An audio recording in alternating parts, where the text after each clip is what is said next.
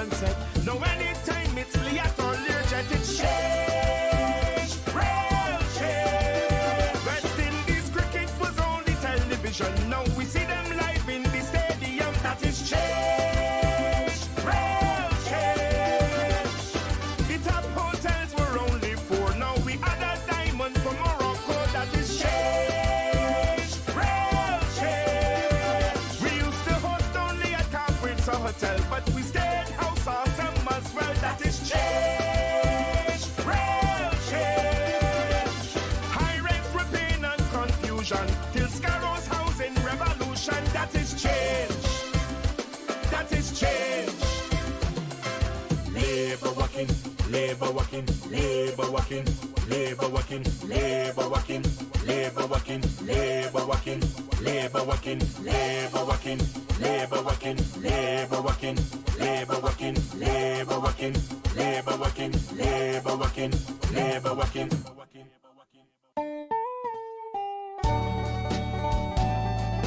Yeah, baby, I'm staying with labor.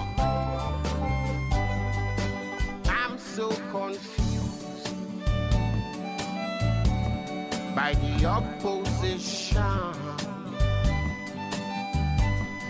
The UWP is pure confusion. Their leader buys votes at each convention, and their bubble list, in case you have missed, is too much to mention. So I'm voting Labor. I'm voting Labor on my ballot paper. Yes, I'm voting Labor all the way, and so is my neighbor. No doubt about it. Yes, I'm voting Labor, and my finger will show it. You ready, baby? And if they don't like it, they can put it in their pipes, and they could smoke it. Yeah, baby. C'est bon les bas, moi j'en mettais wow.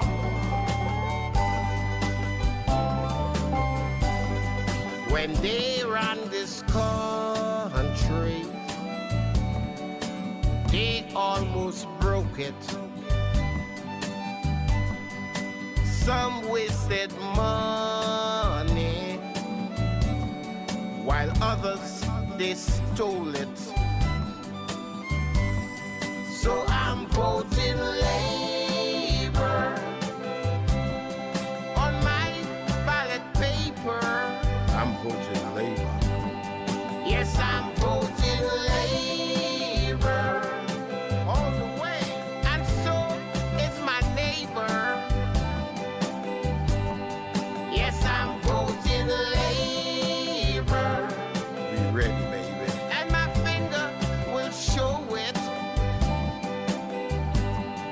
And if they don't like it, they can put it in their pipes, and they could smoke it.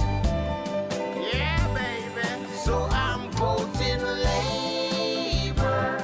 I'm voting Labor on my ballot paper. And if they don't like it, they can put it in their pipes, and they could smoke it. C'est bon les bas, moi mettez, tu crois. And see you by me, you be mettez, and peep you, and female.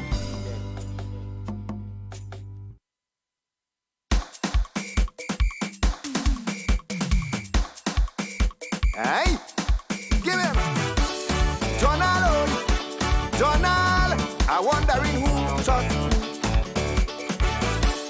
Donald, Donald.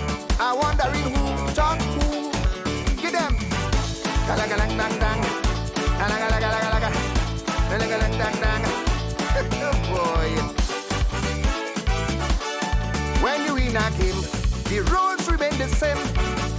him to lose, want him to win. If ever you lose, you go home and dress your bruise. Come back again in another game. Hey, O'Donnell, O'Donnell, you remind me of he. O'Donnell, O'Donnell, swear you both a family. When you storm the Capitol building, then inside your bunker hiding, it's the same thing Uncle would do. When you inside violence, then claim your innocence, it's the same thing Uncle would do. Hey, O'Donnell, O'Donnell, you brought back so much memory. O'Donnell, O'Donnell, it's like you're patterning on we. Same thing Uncle would do. When you broke and burn it up, same thing Uncle would do. When you push and mash it up, same thing Uncle would do. Lord, Donald, oh, Donald, I want to know who taught who. Donald, oh, I want to know who taught who. Give me. Angalang dang dang, bang bang galang dang lege, bang bang galang dang dang. Lord, just that fella. Blaming world police in everyone business. Yes, you care police, your stinking business. The world look at all as you rage your war, and like a hacksaw, you hacked through the law. Hey, O'Donnell, O'Donnell, your planning was strategic. O'Donnell, O'Donnell, you make lawmakers panic, right? When you storm the Capitol building, then inside the bunker hiding, it's the same thing Uncle would do. When you inside violence, then you claim your innocence, same thing Uncle would do. Hey, O'Donnell, O'Donnell, you brought back so much memory. O'Donnell, O'Donnell, it's like you're patterning on we. Same thing Uncle would do. When you block and burn it up, same thing Uncle would do. When you push and mash it up, same thing Uncle would do. Lord, Donald, Donald, I want to know who is Donald. Donald, Donald, I want to know who taught who. Give me. Angalanga, Angalanga, Angalanga, Angalanga. Oh yeah. Give me.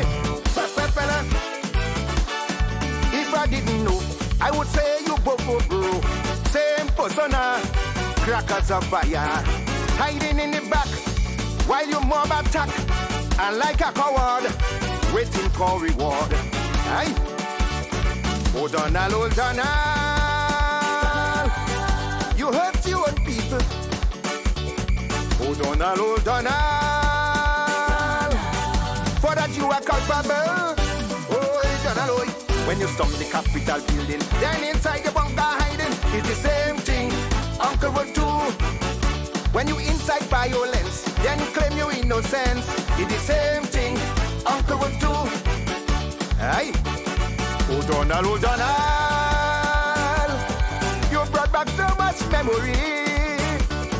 O'Donnell, O'Donnell, it's like you take your pattern and we. Same thing Uncle would do. When you block and burn it up, same thing Uncle would do. When you push and break it up, same thing Uncle would do. Donald, Donald, I want to know who is who. Hey, Donald, Donald, I want to know who taught who. Done it. Bang bang galang dang laga, bang bang galang dang die, bang bang galang dang laga. Lord, get them, ba ba ba la la, still landing.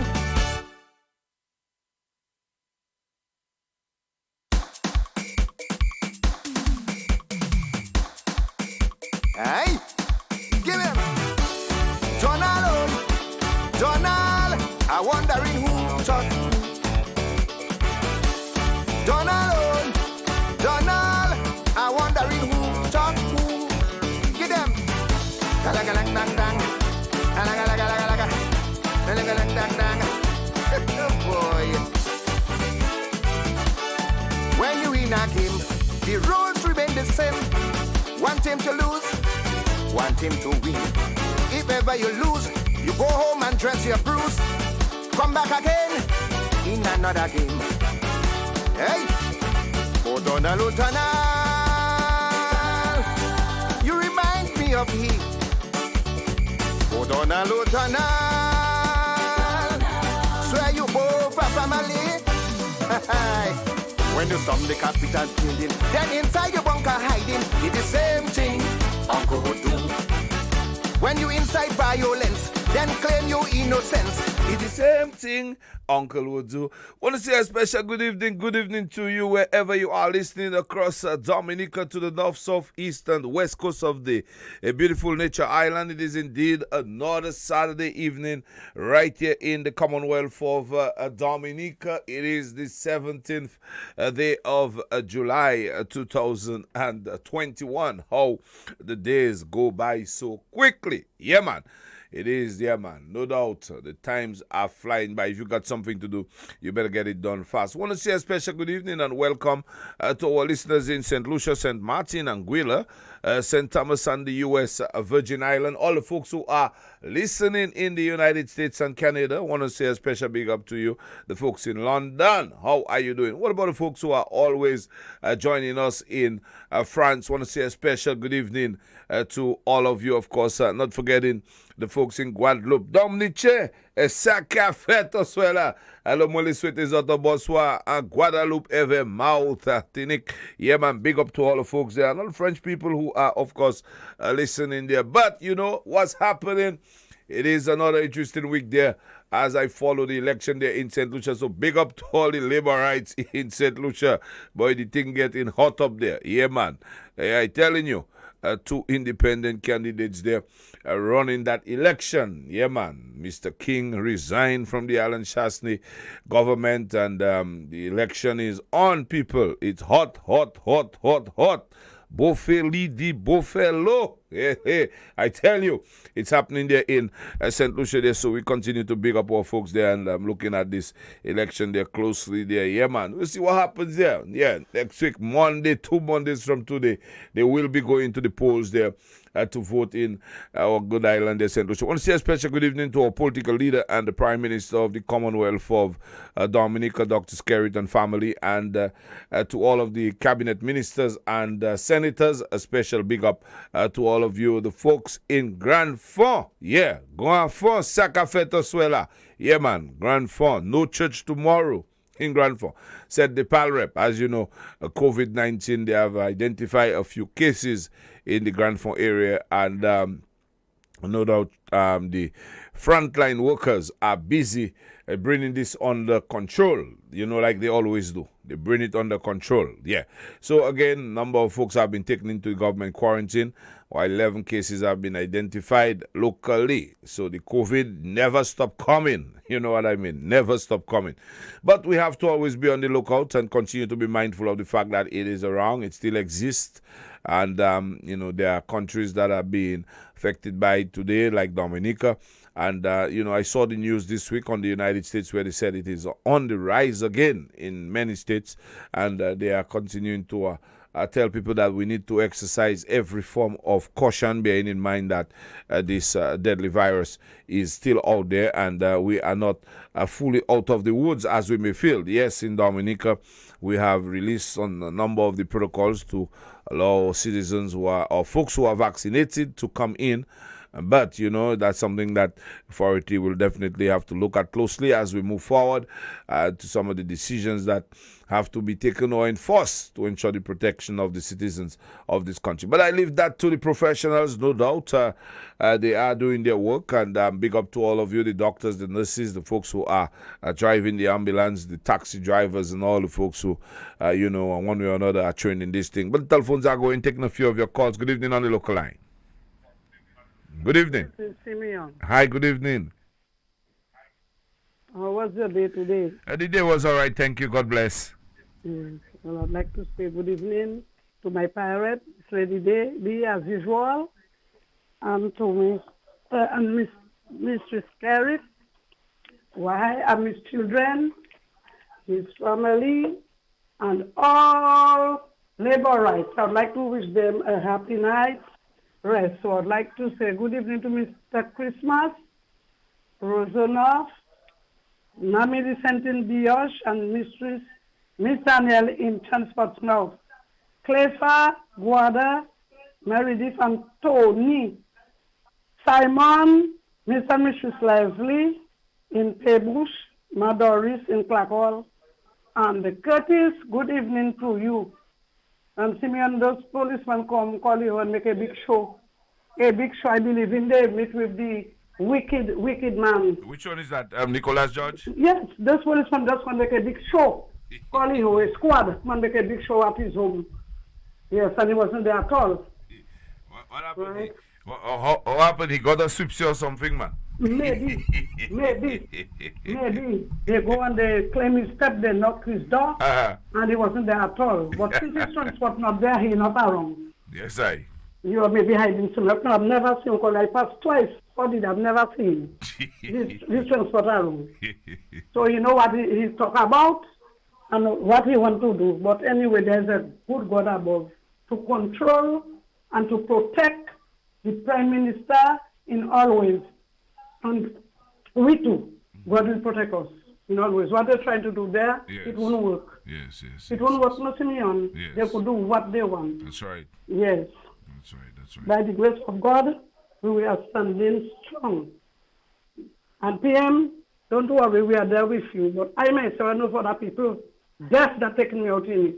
They could say what they want, they could do what they want. And those there, yes. quiet, just listening. Yes. Indeed. Thank you, my dear. Thank you. Okay. Continue to stay safe there in Collio there, And I heard Nicholas George there crying about the fact that the police came to his home and that he's going to turn himself in. He said at one point, yes, I. In everyone business. Yes, you care police. Your stinking business. The world look with awe as you rage your war. And like a hacksaw, you hacked through the law. Hey, old Donald, your planning was strategic. Oh Donald, you make lawmakers panic, right? When you storm the Capitol building, then inside the... On the overseas line there, caller, good evening to you. Yes, I see me, that's Guada. Yes, Guada, Wago. Guada cool, Guada save everything safe, see me. Yes, I. And see me before I go further. I want to wish my wife, Magwada, tomorrow will be her birthday, advance birthday. Yes, I. Tomorrow Yes, will be I. her birthday. Yes. I wish her all the best, long life. Yes. And to make her know I love her a lot and tell her, and many more birthdays to come. Yes, I. Yes, I. Yes, ma. Many more birthdays. Yeah. Meredith, I Ellen Meredith. Yes, ma. Clever. Mommy. Auntie Toki, all my people and them, I ailing them to wish them a good night, and we are listening and to make them know, leave my Prime Minister in peace, Pascal. Libo ka travail. Yes, I. You're right there, Guada. Libo ka travail there. Happy birthday to your wife in advance there, Guada. On the local line there, good evening to you, caller. Good evening, Simeon. Hi, good evening. How are you? I'm good, thanks. God bless you. And the family? Doing all right, Yeah, doing okay. What about my beautiful country? Dominica, like they always say, Dominica nice handling the business. Yes. So this central is locked in Long Island, New York. Yes, I. So I want to give up my Prime Minister and his family, Dr. Skerritt, my parrot, Mr. Shanks Esprit, the Shillingford sisters back home, all my friends, all my laborite friends. Those who are, some laborites, they don't like me, and I know that. They don't like you. That is a joke for me, because I love them. Yes. Yeah. Yes. So I want to give up all laborites wherever they are. Yes, sir. And I let them know Dominica belongs to us. Yes. Not to Dominicans, not nobody else, but Dominica is ours. That's right. So we have to take care of Dominica. Yes, I. Blue, red, yellow, any color, you have to take care of our country. There is none to compare us. That's because right. We have a very good prime minister with a good shoulder on his head. That's right. PM, I love you, and I know my sisters love you. So, Simeon, good night. Have a blessed night. Thank you, my dear. Thank you. You take care of yourself as well. All right, there. Yeah, man. Big up there. Yeah, man. I'm telling you.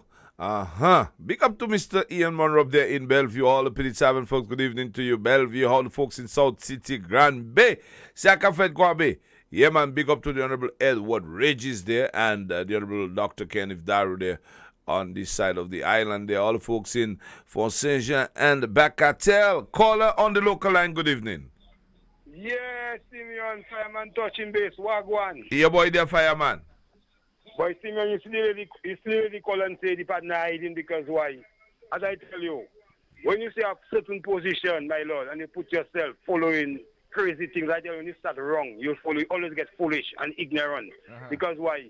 You used to see that big office and you then kind of come to use a national radio station. You know the police must look wise. Top up don't have no sense of following Top up. Partner shows Top up better as a leader. Make Top up know that you is a leader. You can't make Top up look like he is your leader. Top up is a follower. Get wise. You know what I'm saying? Yes, sir. So right now you have to have yourself hiding and using some word and making no sense. You see what I'm saying? Yeah, man. Me and the lady in America tell her the whole Labour family love you, man. We love the whole Labour family no matter what. Because when you see the right time come, all of us working together, right? That's right. Now, Shishe, we have a country to build that belongs to us, that belongs to nobody. We have to build our country. True. Well, boss, you know already, my big brother, original lawyer, Mr. Moses, I hope you up and running. Sister Stephanie, the whole Labour family, Mammy and Meredith. Simeon, you know the fire hot tonight because the partner say, well, he want the money because nothing do happening. He want the money. Up and running. Fireman, when I'm listening, bless up. Yes, sir, fireman. Take it easy there. You want the money, nothing not happening there. I want to shout out Annette Bates up there in Wallhouse there. Big up to you, Annette. And my brother Ostel Sakafet Gassa. Bonsoir. Good evening on the local line there. Good evening to you, Simi. How are you? Hi, good evening. I'm all right, and you? I'm there. Yes, And how is the family? Family doing good, God bless, you know. Okay. I can see you always looking better. Anyhow, Yes. Don't you know I get divorced for the second time because of you? I get divorced. But I don't care. You get divorced for the second. Yes, second time around I'm getting divorced. They give me my walking ticket up. But I don't get it. Still standing strong. That's late. Nobody doesn't stop me to talk about I see me looking good. That is labor for you. You always standing strong. Yes, I. Yeah, man. Anyhow, Nicholas judgment. In all the multi talking what he was saying, I just listened to Zach Model. Yes. And he wasn't there. I can't tell you. Man, step way, so it's any as they say. He prefer to walk in and they pick him up and bring him in.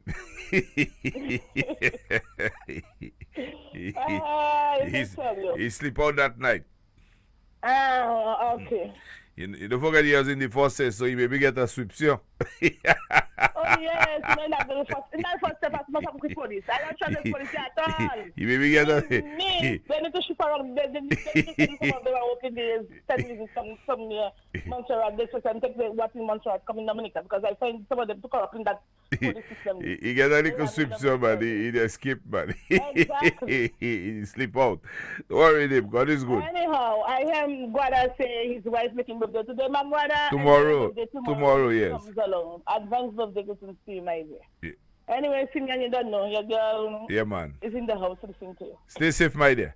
All right, there. Yeah, man. Special big up there to all folks there in St. Martin there. Antigua. Yeah, man. How is Antigua doing? Mr. Choxy is back in Antigua. Boy, let me tell you, I have to take some laugh on that Choxy thing there because I've never seen anything like that in my life, you know. I mean, that bleeding of the brain, that is the real excuse behind Choxy escaping the courts in Dominica.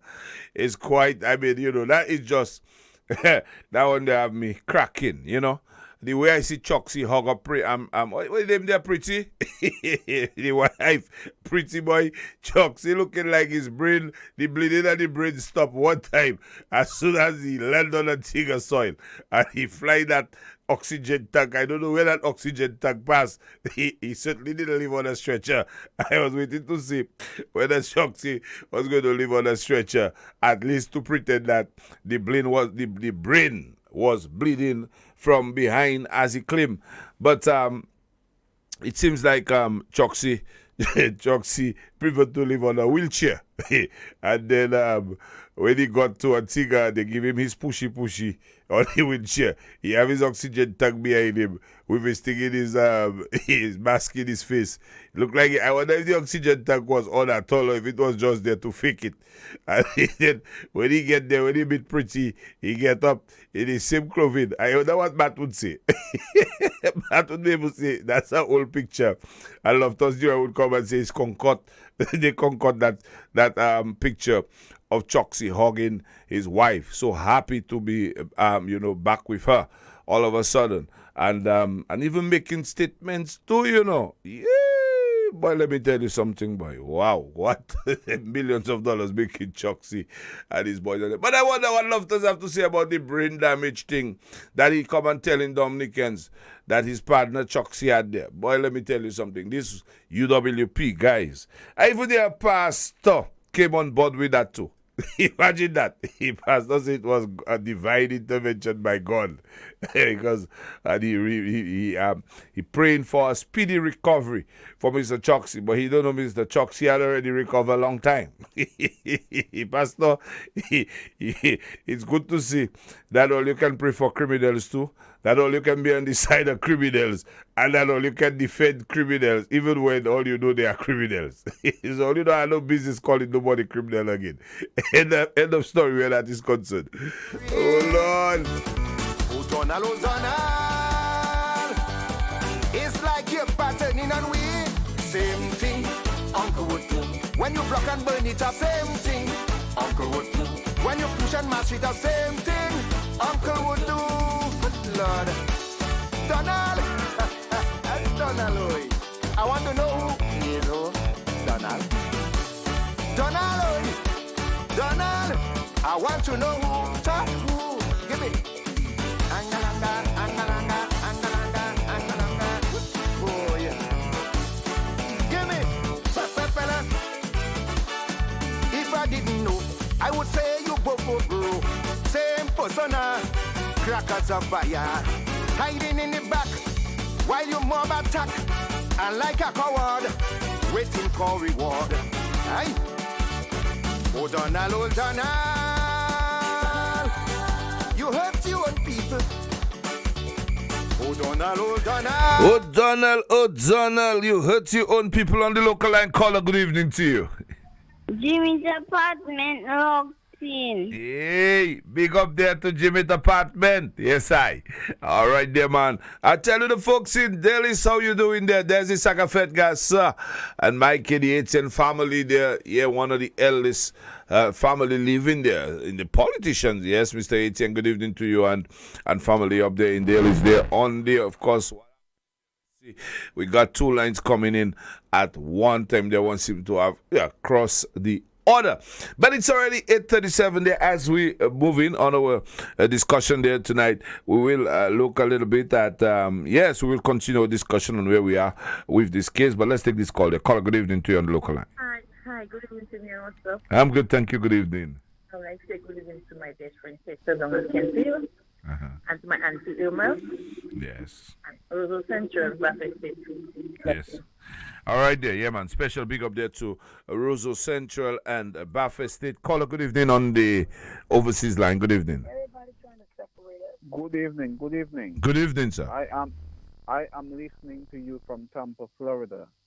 I am originally from the community of Castle Bruce. Mm-hmm. And I'm saying good night to all your listeners. Yes, indeed. Thank you. And I'm saying good night to you as well. All right. Thank you for listening, my friend. And thank you for calling in as well. Yeah, man, the folks in Castle Bruce there. Caller on the local line, good evening. Good evening to you, my son, and how are you? I am good, thank you, mommy. Good evening. How was the week? The week was all right. Thanks God I'm alive and I'm here again today. Thanks God for that. Yes, ma'am. And be not afraid. Don't care what they say about you. God is in control of your life. All He the time. protected you. He created you. That's right. So no matter what they say, Yes. just ignore them and give God praise. Yes. When they say anything about you, call on the Almighty. Say, to God be the glory. Great things He has done. That's right. He created me from the dust of the earth, and He breathed His breath of life in me. Mm-hmm. So He's the one I have to fear of and give praise every day. That's right. Fear ma'am. not no man. That's right. And I claim that precious blood of Christ Jesus from the crown of your head to the sole of your feet. May He strengthen your faith, continue the wisdom in you. No matter what they try, they cannot touch you. That's right, ma'am. Good evening to my Dr. Honorable Prime Minister Roosevelt Skerry. Good evening to your wife, your children, your in-laws, all your family.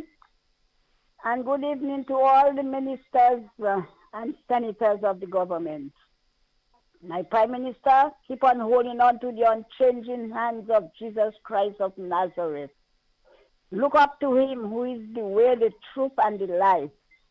No one can take your life but God Himself. When He's ready to call you home, no matter what man do, they will take your body but not your soul.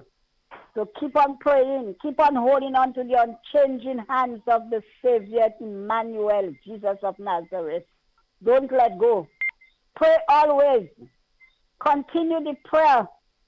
Pray Michael the Archangel so he will defend you in the day of battle.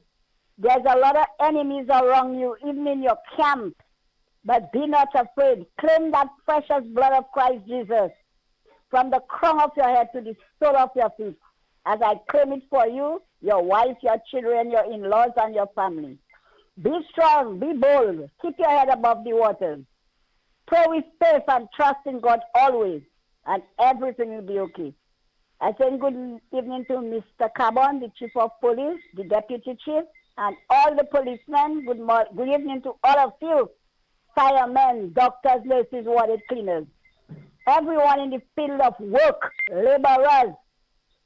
May God bless all you. Work to survive in this world. Work. Don't only sit and hear what the nonsense the people talking about on the other side. They have nothing to offer. Don't take their lip service. Linton only giving lip service and the enemies. Do not worry about them. Trust in God and pray for this government. Pray for all your country. Right now, more COVID is coming. They tell you don't take the injection, don't take the shot. But more COVID is coming back in this country. Come in. So Dominican, wake up. Wake up and go and take all your shots. I took mine how many months ago now? And I'm an old woman. So you all get up and go and take the injection. Because we do not want that disease to fall in this country. We are a small country. And I'm praying for Dr. McIntyre, the doctor who's taking care of that COVID in Dominica. Mr. Irvin McIntyre, may God continue to bless you, my son. And I claim that precious blood of Christ Jesus from the crown of your head to the sole of your feet. That will continue that mission you have. You come at the right time. You came at the right time to look after your people in this country. And I pray for all your family and all the McIntyres. May God continue to bless all of you. Simeon, I will call back a little later. Yes, ma'am. Thank you, mommy. Put me under the bus, okay? No, mommy. You cannot be under the bus where I'm concerned. I'll give you a front seat inside the bus. That's right. All right, mommy. Talk to you. Back. All right. Okay, yes, I. You can't put mommy under the bus. Not with this kind of prayers there. Not at all. When you incite violence, then you claim your innocence. Is the same thing Uncle would do. On the local line there, caller, good evening to you. Same thing Steven Uncle will do. Yes. You don't have to wait for Uncle to do his rubbish. Even cottage in the house, man, locked in, man. Yes, I. Yeah, man. Yeah, man. Big up there.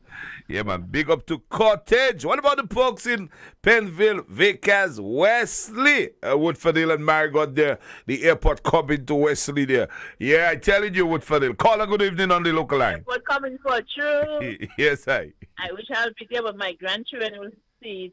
Hey, who say you wouldn't see it? I will see it. My grandchildren will see it. Oh, For sure. yes, I. Anyway, I'd like to say good night to my 9 children, to my daughter in New York, and to Mr. Alvin Wang in New York. Yes, I. Yeah, man. So he listening, always listening. Yeah, Al's always locked in here. Big up to Al there. Yeah, man. All right. All right, thank you there. Yeah, man. I tell you, the airport is coming. No one's carrying, so you got to do something, getting it done there. Call a good evening on the overseas line. Yes, hello, good night. Yes, Good hello. night to you. Hi. Yeah, I would like to say good night to my Prime Minister, Honorable Roosevelt Skerrit, his wife, and also to my parents, Alice King in St. Joseph. And I'd like to say good night to Mommy and tell Mommy continue keep burning the candles. Thank you, good night. All right, yeah, mommy, you hear that? All right, there, big up to St. Croix there. Mommy, keep the candle burning there. You hear that? Yes, I. Keep it burning. Let's take one or two calls before we get into the discussion there. Call a good evening on the local line.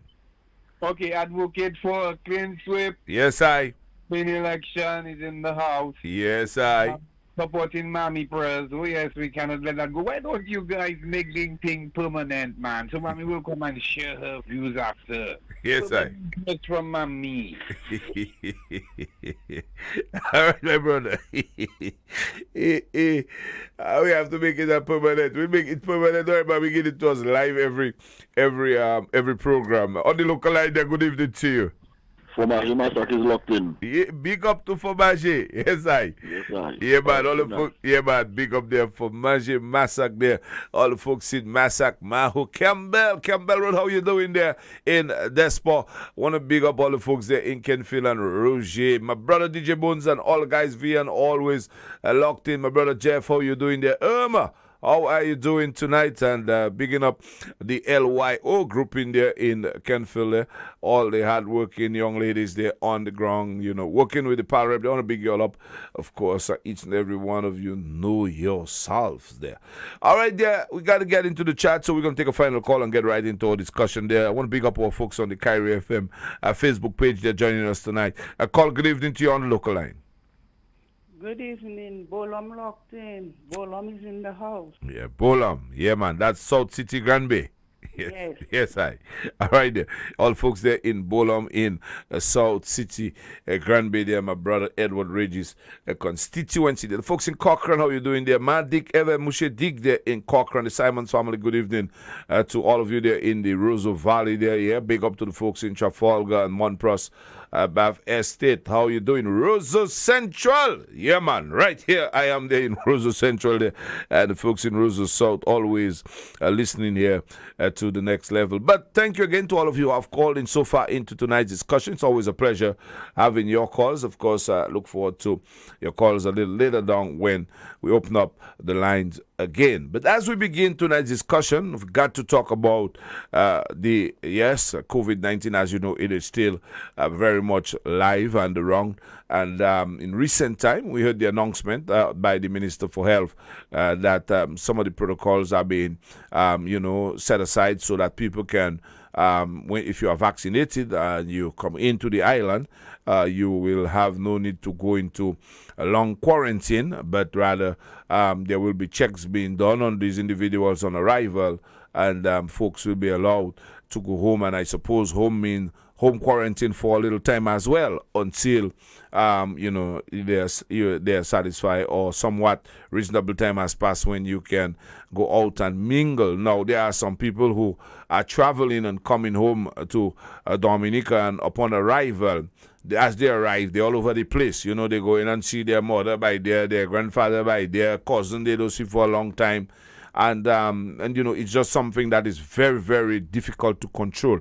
Now, not everybody will adhere to the protocol standards that are being set. So, you know, someone is saying that there is no home quarantine. Well, we would hope that if there is no home quarantine, that that these individuals would understand the risk that is at play upon arriving in the country. So while, yes, the government have made it much easier for persons who are individuals who are traveling and who are coming into Dominica to be able to go directly to their place of residence, you know, but they also have a responsibility themselves. And we just saw what happened in the case of Grand Fond here, where the parliamentary representative, Honorable Roberts there, had to no doubt you know, speak to some of the impact of this thing. There is a notice from Greta, the Honorable Greta Roberts,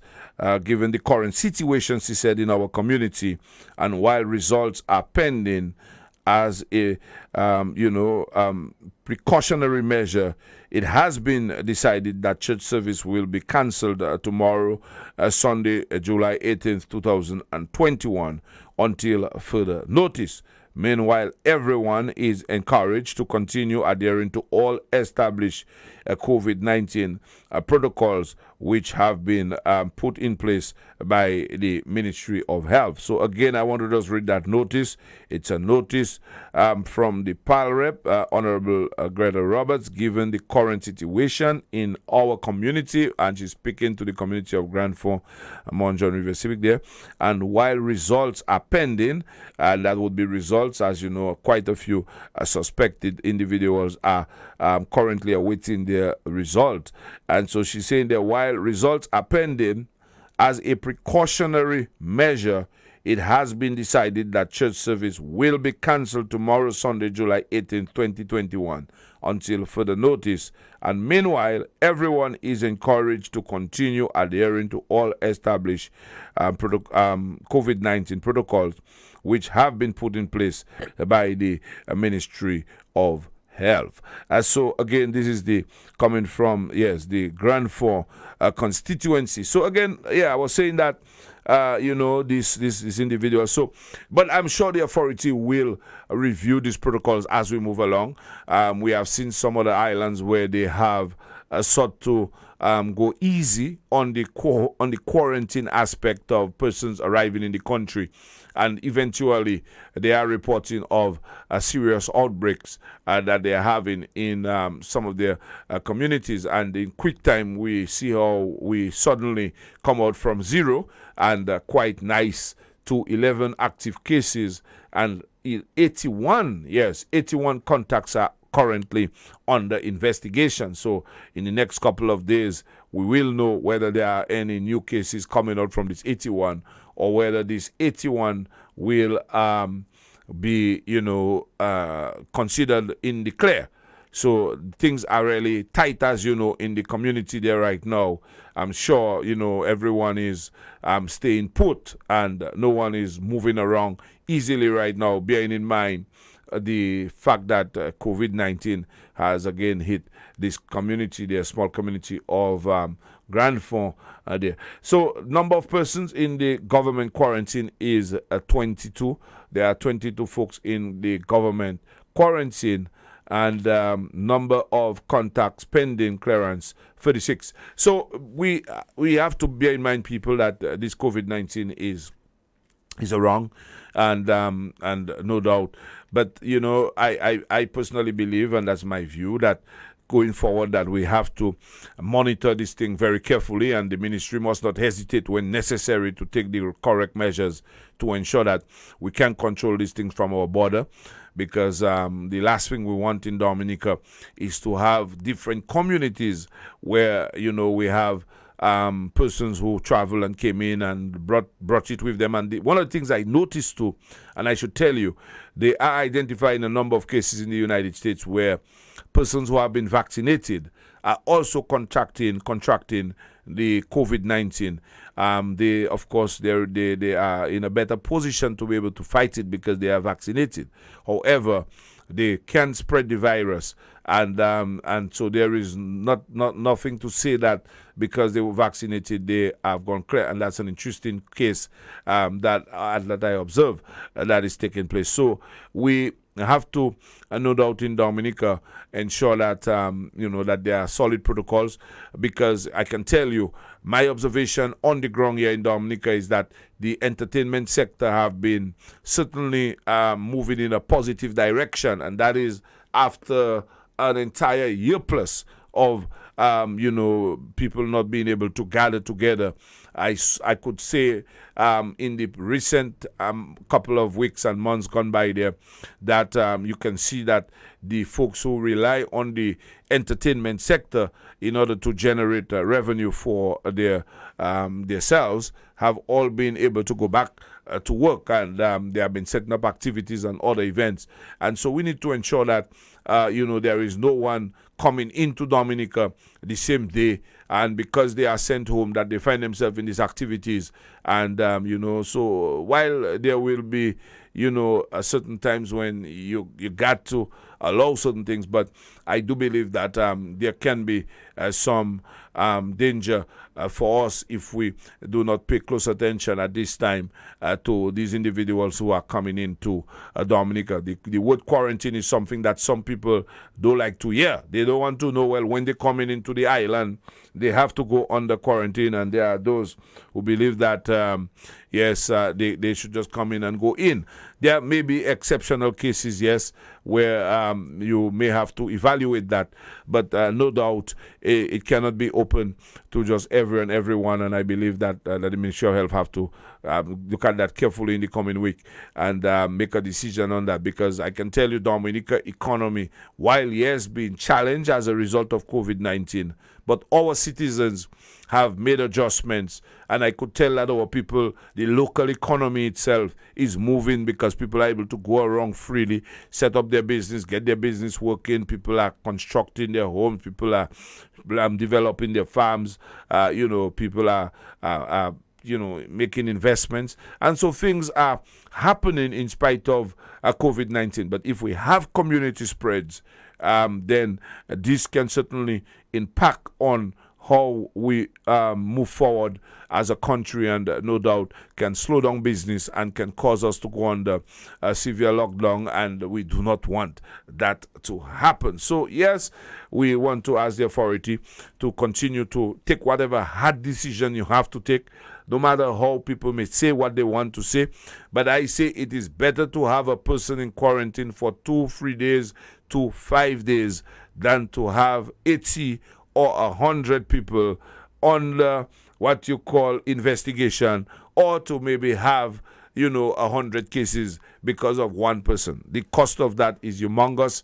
It is cheaper to let the individuals pay their liquor fee. Yeah, man, pay your liquor fee, stay in a hotel, relax yourself, get your liquor checkup, and then you can come join us and enjoy the beautiful nature island, Dominica. I think we got to review that, PM, and we have to make sure that we keep this thing under control. But I have no doubt our political leader and our Minister of Health, like they have always done, continue to evaluate things as we move along, and they have given this opportunity to see how things will work. But no doubt we will, I'm sure, as we move forward, all of these things will be evaluated. So Dominica, yes, at the end of the day, we have 11 cases, and we will await how, yes, these new numbers that are under investigation will turn out, and let's pray that these 81 people can all be free from COVID-19, and that we can again go back to where we were on number 0. All right, there, it's already 8:57. We got to shift gears a bit there, but just wanted to touch on that.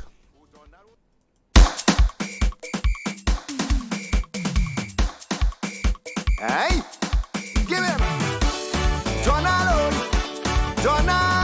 I wondering who shot Donald, I wondering who shot who. Give them Galagalang dang dang, galagalaga,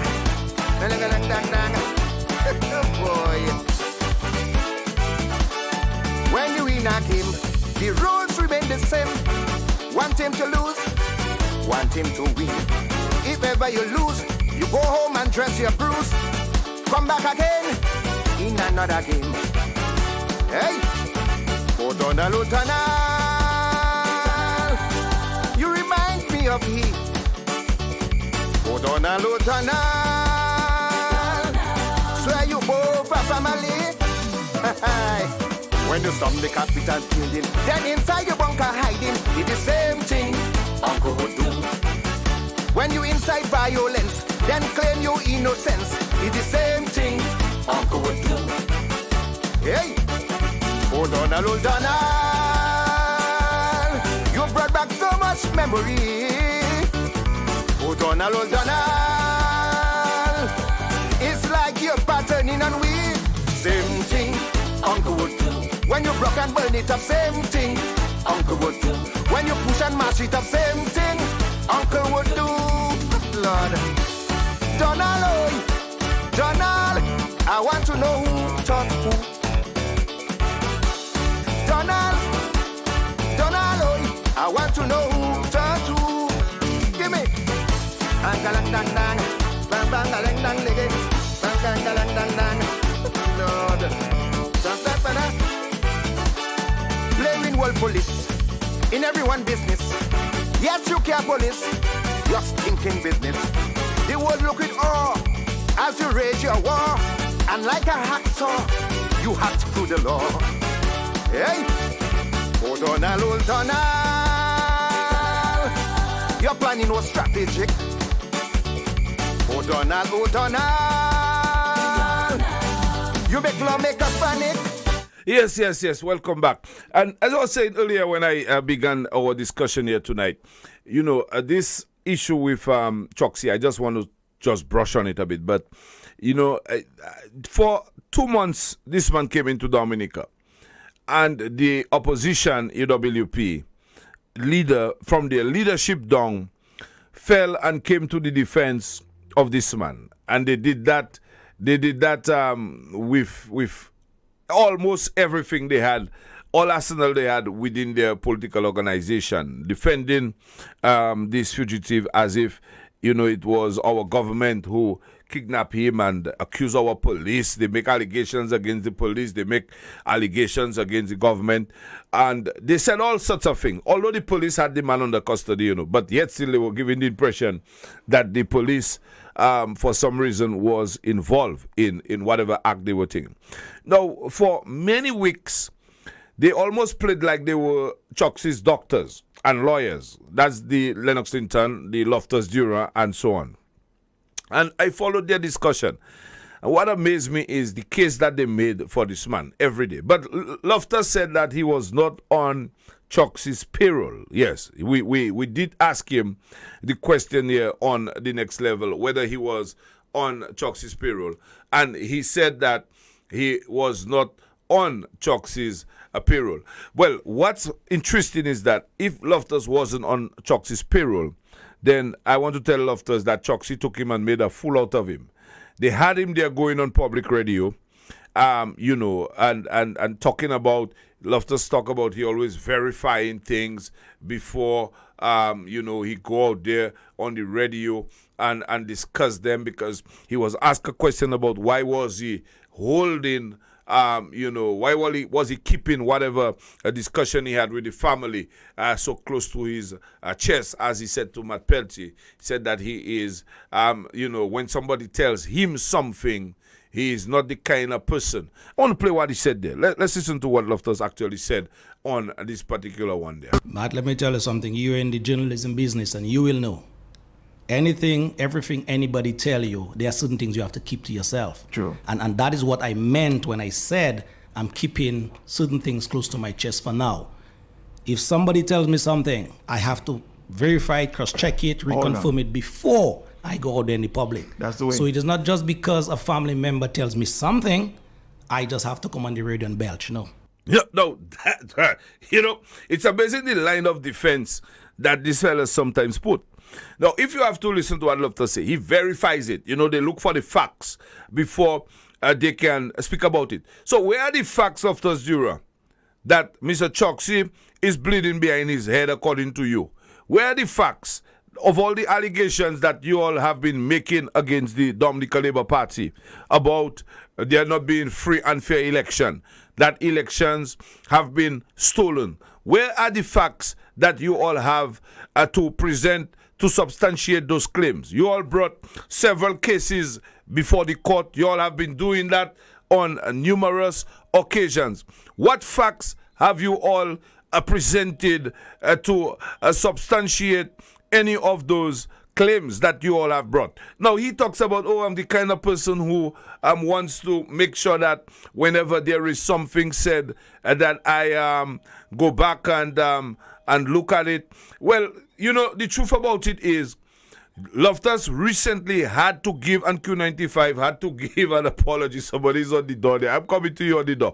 Loftus had to recently give an apology on Q95 because why? They allow people to come into the station, make all kind of allegations as long as it is against persons who they perceive who either support the Labour Party or someone who is a minister of government in the Labour Party. They just allow these people to come there and say all kind of things. They read all kind of foolish WhatsApp messages and have been having all kind of rejoke and all kind of funny people who speak on behalf of the so-called NJAM, who calls them, some of them voices, you can't even recognize them because they're not even local people.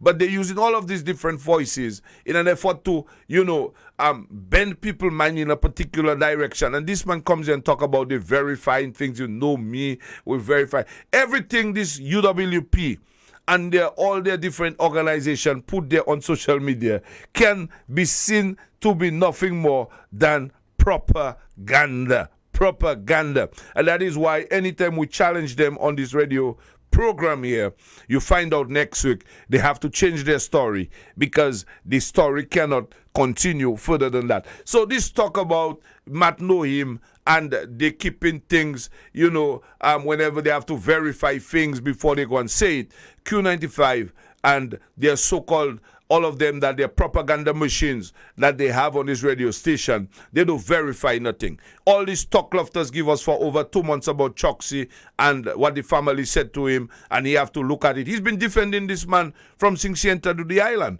Said that they get no money from the man. Well, Choksi take them for a fool, and they are damn fools to defend a criminal like that with absolutely no benefit to them, according to him. So he came recently to say to us that the man was bleeding behind his brain. Well, I see photographs where the man left Dominica on a wheelchair, arrived in Antigua, not on a stretcher like people who we know. Every single person who I have heard was bleeding in their brain because of whether their pressure went up or whatever may have happened to them. They always end up in ICU. They either end up having to be an emergency case. They either not responsive or they have to go under intense, treatment. And this man who the so-called guys came here to tell us that was suffering because he was humanitarian, whatever the claim was, all kind of foolishness. These fellas come and talk to Dominicans about, only to find when Choksi landed in Antigua, he hold his wife pretty, and the man is a happy man, even giving a statement. That is the classical part. Choksi, I never heard Choksi talk since he come to Dominica. But as he land back on Antigua soil, Choksi had this to say. I want to play a little bit of it for you. Quite interesting, this man, Choksi, and how he take the UWP. And it shows you how the UWP, can easily find himself in bed with criminals. And they will defend those criminals even while they try to accuse everybody else. Let's listen there. After Mehul Choksi returned to Antigua from Dominica, the fugitive diamond businessman has now decided to play victim. There's an audio message that has been sent to our India Today team, and Choksi has accused the Indian agencies of allegedly kidnapping him. Listen in to this exclusive audio message.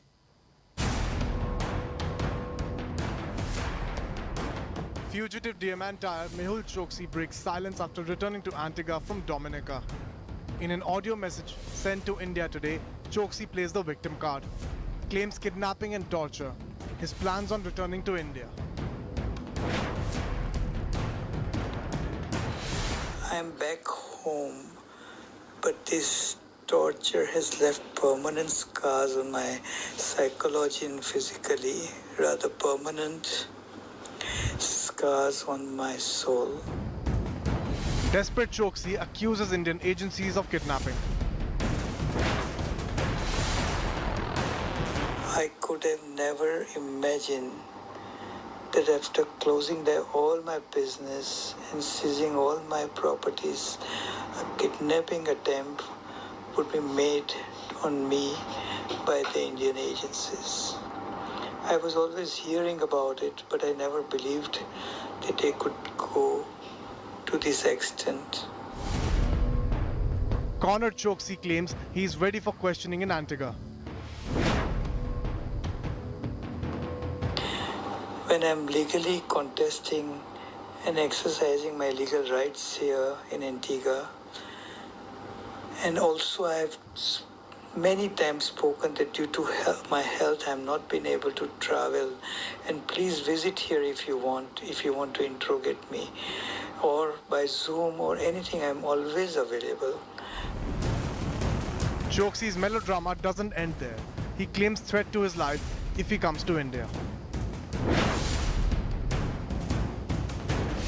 Though till now I have been seriously considering to return to prove my innocence in India, my medical condition is very bad and it has worsened like anything in the last over these 50 days of my kidnapping, and I'm extremely apprehensive of my safety in India.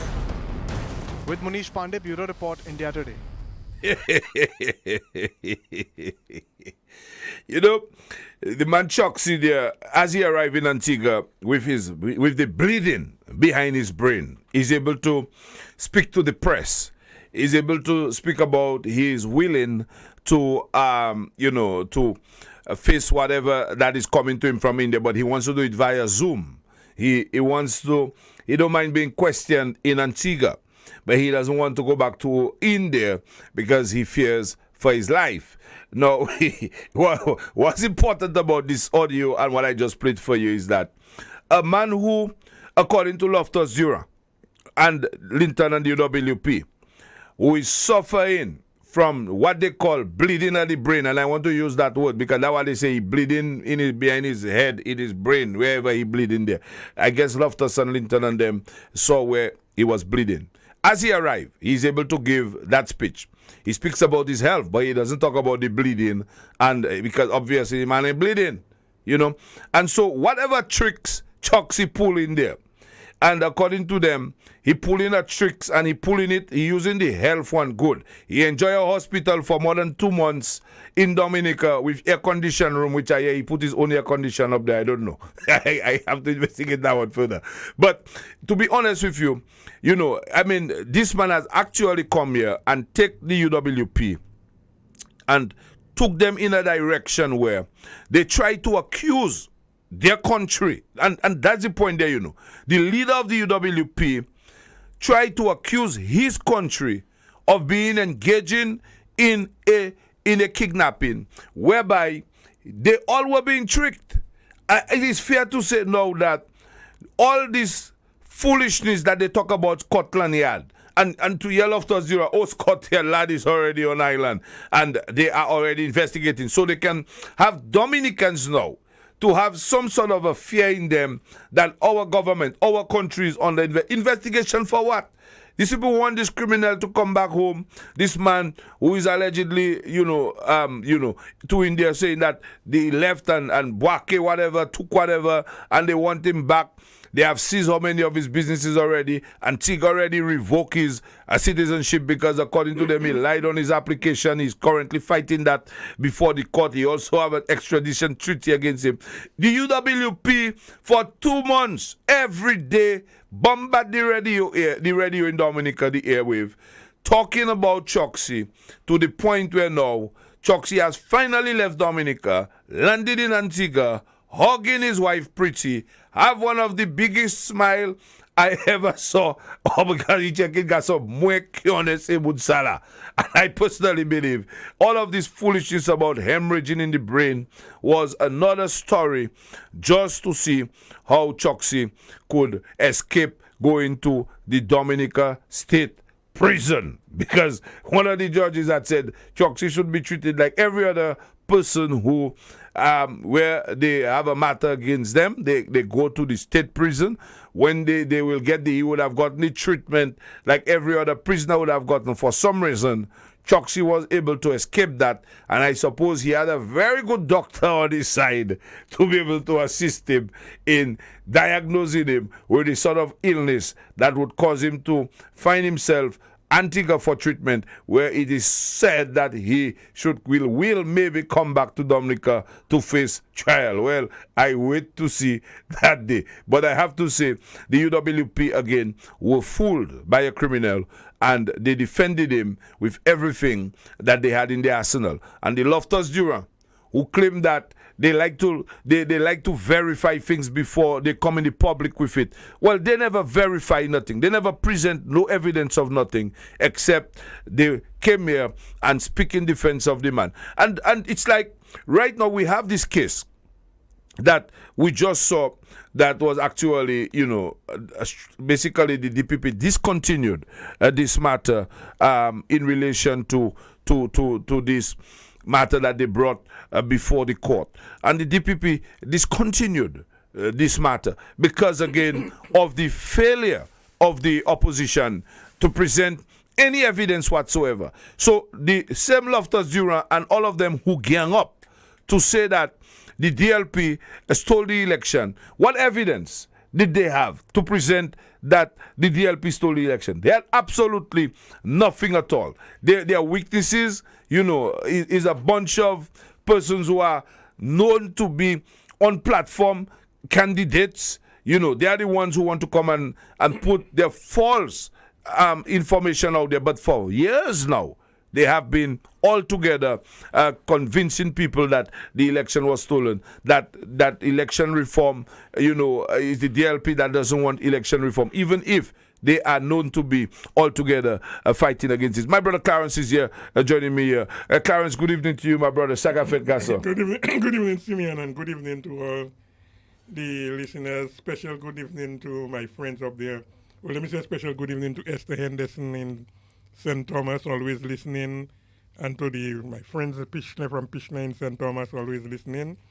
Special good evening to my friend Mr. Clifford Wallace and his wife, Ayel and his wife in Point Michel, and all my friends, Simeon. Mm-hmm. I want to say a special good evening. I know he's listening to Mr. Ramos Thomas up there in the Pocassi area. Mm-hmm. It's a very, very long time I haven't seen him. I asked his son about him. He said he was okay. But I want to say a special good evening to him because it's a long time. And we were very good buddies, although we had our little ups and downs in during the credit union days. But we remain very close friends. And so special good evening to you, sir. I just thought of you during the past 2 days that I haven't seen you in a very long time. Mm-hmm. Yes, Simeon. Choksi is back on Antigua. I see video where he's laughing, he's smiling, he's okay. I tell myself, money can buy ice cream in hell. Money will buy ice cream in hell, and that ice cream wouldn't melt in hell. That's basically what it is. Yes. I heard the interview. He said it's Indians who now he is saying it's Indians who kidnap him. Mm-hmm. All along, our opposition people saying it's Dominican police and Antiguan police kidnap him. Now he went up, he says Indian authorities that kidnap him. So he doesn't know who kidnapped him. If in fact he wasn't kidnapped, or if in fact that was something well planned and orchestrated so that he can say his life, he's fear for his life in India because he doesn't want to go back to India. That's basically, so I mean, when you have conmen like this and they have money, they can do anything with money. As I said, money can buy ice cream in hell. right? And that ice cream in hell will not melt. So that is Chosky. And yes, Simeon, you had the case. I see they go quiet on the case since we revealed that their witnesses, their own political activists who signed witness statement, most of them, except Blessings, were signed on the 2nd and 3rd of June 2021. That is just a few days before they had to submit to the magistrate their witness statement. Yes. So when you want to tell me that a candidate of the United Workers' Party is saying that he was so treated,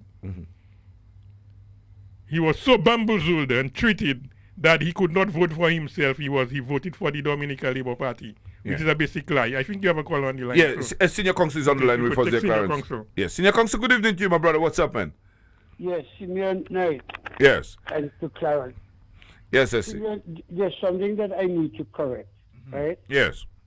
When you read the consent order, it says that the parties agreed that Chofsky should leave the country to go to Antigua for medical treatment as recommended by the medical authorities. So the government acted on a medical report or medical reports from the Dominica China hospital. They were not swayed, nor moved, nor persuaded by anything said by these idiots on Q95. Right. So I think it's important that I correct the record to say that the reason why it was agreed for Chofsky to leave was because of the recommendations from the medical authorities at the Dominica China hospital. Yes, that's agreed, yes. Indeed. Yeah, no, I think that's the point. So if something else turns out to be that, that's not an issue. Right. Until we know precisely what happens. So he's now on the soil where you are currently now. Yes, and we have matters coming up the end of this year. I just wanted people to understand that the decision of the government were based on medical reports presented to it by the medical authorities at the Dominica Church. And Loftus and Q95 and the media whore and Linton had nothing to do with that decision. But indeed, I see. But while we say that, Senior Counsel, I mean, what do you make out of the way that the UWP over the past months have all come out with all their guns blazing, trying to... I think they were pimping. They're pimping. They were hoping to get some political and monetary benefit out of it. And that clip you played from Loftus, boss. I don't want to spend too much time on it because I want to go to the key issue. Yeah, no problem. No problem. What does Loftus mean that he had to verify what the family member told him before he went on the radio belching, which is what he does all the time. In fact, he belches from both mouths that he has. Right? What does he mean? What did he have to verify? The currency that he was being paid? If he was being paid? Or that the monies would arrive in his account if monies were sent to him? What did he have to verify? The simple question was, are you being paid and have you met with members of the family? Right. And the man says that he had to verify what the family member told him. Yeah, that's what he said, yes. But the man admits speaking to the family member while trying to deny that he did. I mean, I don't understand how these fellows could be so ignorant or dishonest and get away with it. The other point that I want to make, you mentioned somebody says that we should pray for Chofsky. Who's that? That we should what? That we should pray. Oh, yes. Apparently, there is a pastor on Q95 who said that it was God's divine intervention and that we should pray for that Chofsky has left our shore and that we should basically pray for him. I can just play that for you briefly just so that you just hear. No, I don't need to hear it. But he was, Pastor Benjamin who says that the decision of the court to grant Chofsky bail. It was not the decision of the court. It was a consent order. So here you go. You see, Simeon, yes. That's why we need to have some discussions on these matters. Right? It was a consent order approved by the court. It was not a unilateral decision imposed on the parties by the court without consent. It was a consent judgment. And I want to know what that pastor's position was on the 3 days of prayer called for by the government. Right? Because I remember Rattlesnake Rodney came out of his rat trap, right? To talk about dismissing and trying to blemish the 3 days of prayer. And I don't remember any prayers coming from that sector of our society when Rosie Douglas died, or when Pierre Charles died, or when Dr. Liverpool was hospitalized and died. I don't remember any prayers for His Excellency the President, when he was a minister of government and suffered a heart problem or a heart attack. No, there was none. I don't remember the prayers. That's what I don't understand, Simeon. I don't understand the corrupt, dishonest, partisan motives of these so-called religious men. They have some in the Catholic Church too. Someone seniors playing that same dirty game. Right? When Charlo died and I was walking to the hospital, a man started to curse me and tell me he's glad that the effer died. Jesus Christ. I remember all the nastiness that was being said about His Excellency, the government, the president. Somebody got sick. What's my sister's name there again? Felix, Sonia Felixson died. And those bastards celebrated. I don't remember any prayers for him. I don't remember any prayers for him. And it's amazing to see how they put that. Because, you see, and that's why I talk about the propaganda of the UWP. Because you had the pastor, for example, saying here that, and I'm glad that you corrected that was not a decision of the court. But he said that, and I just it was a consent order. Right. Approved by the court. By the court. And according to the pastor there, he said for medical attention, internal bleeding, which was caused by divine intervention. So he bring a divine intervention into it. But he went on to say further, though, that Choksi say his medical condition is as a result of his physical torture he endured after being kidnapped. I don't really care what you say. Yeah. Right? These guys are dishonest. These guys are political charlatans. They want to play politics under the guise of some religious cloth or divine protection. All right? Chofsky is a wanted man accused of stealing over $2 billion. How he got to Dominica, I don't know. Right. But despite all the nasty allegations made against the Prime Minister and the government, the same Prime Minister and the same Cabinet and the same Attorney General accepted the recommendation of the medical staff at Douglas Charles, not Douglas Charles, the Dominica China Friendship Hospital, yes. The government didn't say, well, look, hold on a second, something is not right here. Let me bring in some experts. It accepted the good faith of the officers in the hospital. Lennox Lawrence went to court and said that they had negotiated an agreement for Chofsky to leave. If Chofsky stands up and kisses his wife and people are saying this and that about Chofsky, that's a matter for them and their conscience. The government did what was right based on the medical information given to it by its own medical authorities. And I don't want us to lose sight of that. Right? And as far as I'm concerned, good riddance to bad rubbish. That's how I see it. Yeah. No, see, it brings me to the next part of our discussion because they talk about they verifying things and looking for facts. Now, they have been bringing matters before the Court Senior Council for a number of years now about election being stolen. What facts have they presented or verified or even bring to justify those allegations that they have been making? Does anybody believe them when they say that? Well, there are those who meet me on the road and tell me, yes, it's true because they listen to them. So there are those who follow that direction and they know the business about the mind bending.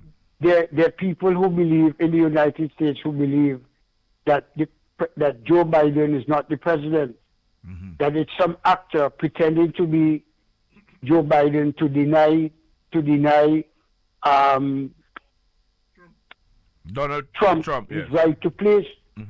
There are millions of crazy white people in the United States, some black people too, some brown, that thinks that the election was stolen from Trump. And then we find out today some report, some internal report coming out of Arizona that showed that there was, out of how many tens of millions of votes, 200 questionable votes.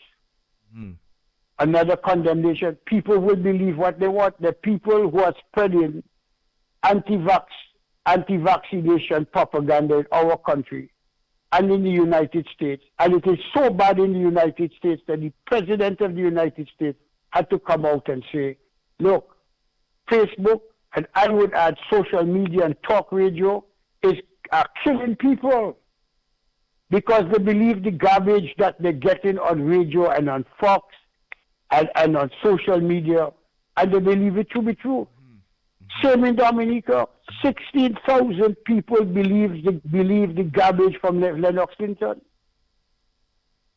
They believe the garbage coming from Loftus-Duran, the media who Matt Peltier and Gabriel Christian and Irvin Andre and Lennox Linton and all of them, and Sparks John and Danny Lugie.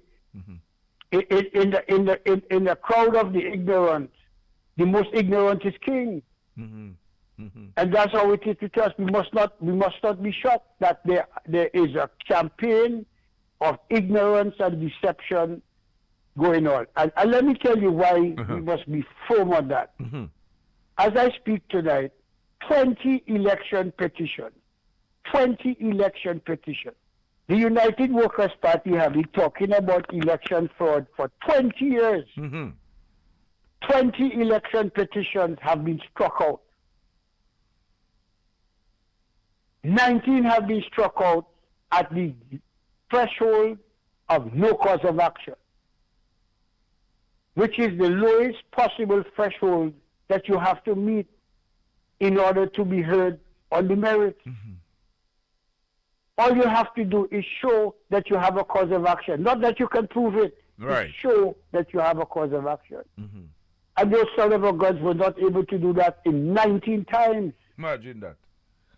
And the one time they passed the threshold with the allegations of a French passport, the majority of the Court of Appeal, including the Chief Justice, said that Justice Thomas made a mistake by not striking out that case too. Then 2014, they filed an election complaints enigmatic, this private criminal complaints about tweeting. After 7 years, Linton, Paggs, Lugie, Ronald Charles, none of them, including Nicholas George, but let's leave out Nicholas George, of the 19 candidates in the 2014 election, none of them gave evidence. Of the 21, 20 of them gave no evidence. 20 candidates, including 5 elected members. After the 2014, it was 5 elected members they had. None gave evidence. None wrote a note, a sentence, a paragraph, a page of anybody in their constituency being corruptly influenced to vote because of the Rasta and the pastor. That's how I want to call it. Nicholas George gave evidence. Nicholas George gives no evidence of anybody in his constituency or in Roseau or in Marigot or in Portsmouth or on Bird Island, anywhere, who either attended or was corruptly influenced by the Rasta or the pastor. 7 years. The only witness statement that was signed in 2015 was St. Val's. Everybody else's came after the magistrate, after the Lennox Lawrence and the DPP wrote them asking for the evidence. And that is conclusive proof that they had no evidence at all that these witness statements from 7 boom boom flies from the United Workers' Party, hangers on to Lennox Linton's boxers and underwear, came forward to sign because they could not find anybody else but hardcore friends, supporters, and bodyguards of Lennox Linton. After 7 years, 7 long years. Yes. Right? And they're coming to talk about verifying things.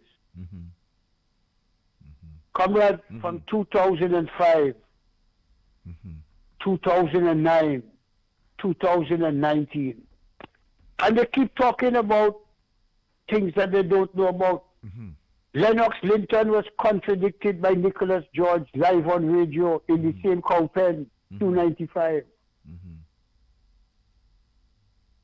Nicholas George says that, boy, we wanted to go to the magistrate's court, you know, a court that decides no issue of law.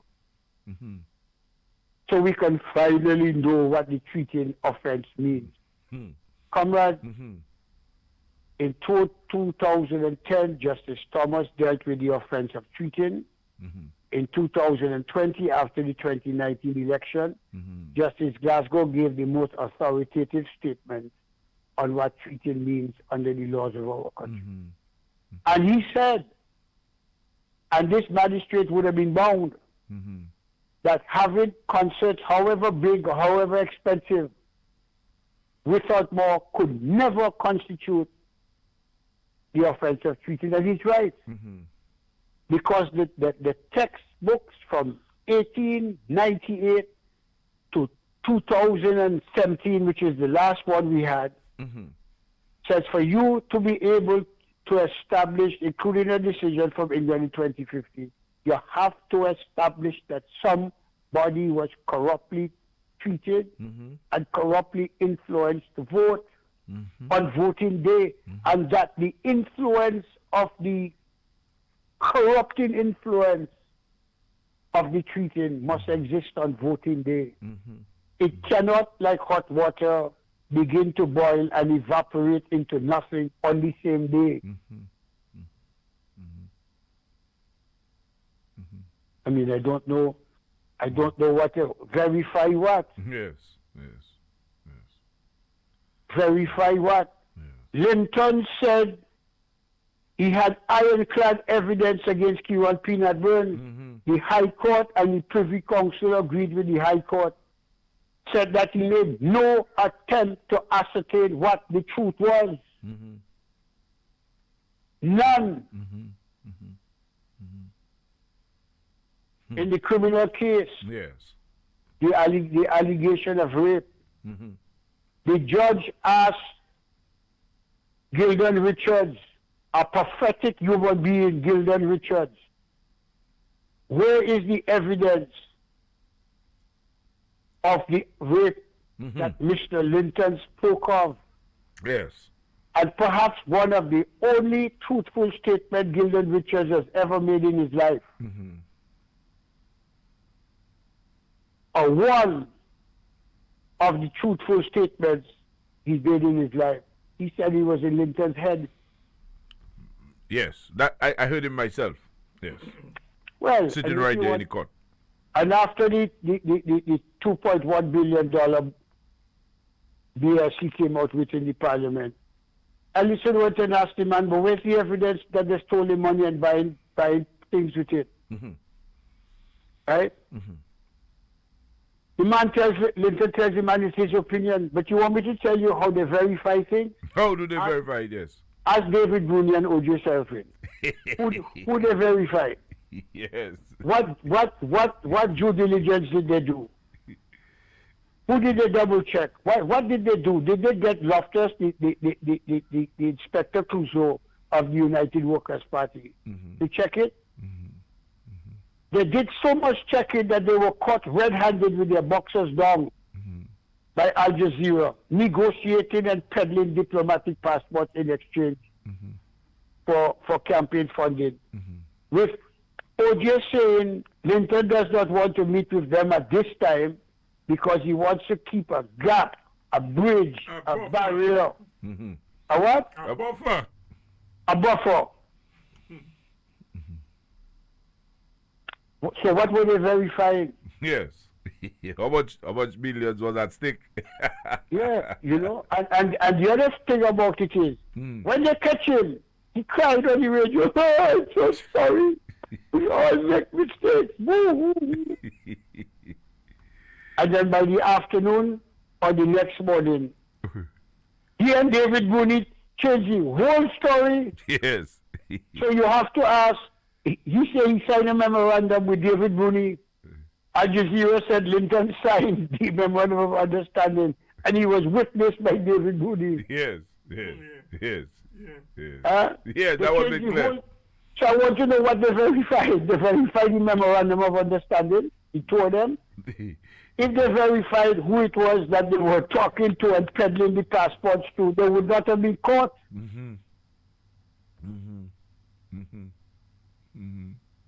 My brother, let me tell you something, right? Friday, I tried to call the head because somebody tried to be smart and say, how come Dominica is so cursed? And I never got a chance to call the show. And I want to tell you, Simeon and Clarence, as God is my witness, Dominica became cursed the day the United Workers' Party was formed. They are the most evil band of men and women that have ever tried to be elected to public office. They are dishonest, they are divisive, they are evil, they are prone to violence, they are corrupt to the bone. They are corrupt to the bone, they are dishonest. These men never had the interests of the country at all. Y'all don't remember the first thing Edison James and them did was to disband the Dominica Banana Growers Association. Yes. To get rid of Jeff Scotland. Yes, one man. One man? One man. I mean, I've just given you an example. They tried to gerrymander the boundaries. They throw Saboch out of the House, the Parliament.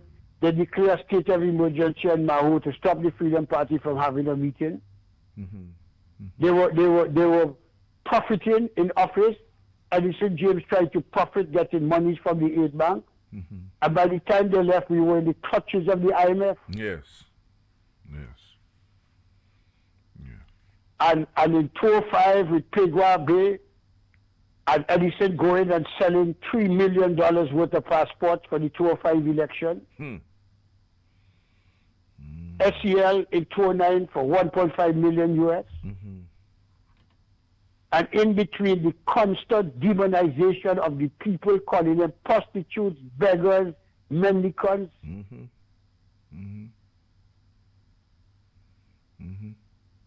The Yes We Care program,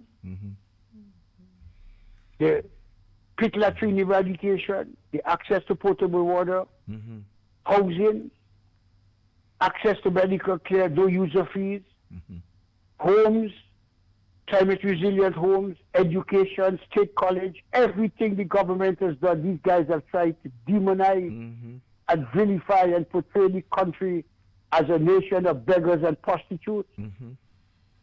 That these are men and women who are cursed.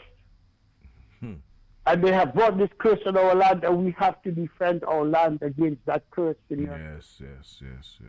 So when workers say, if we are cursed because your cursed leaders are trying their best to demonize our country and undermine it. And we must never let that happen. That's right. All right? That's right. If they want to embrace Trotsky and dance with the devil, that's a matter for them. Their consciences will guide them, but we will expose them. These guys have no shame.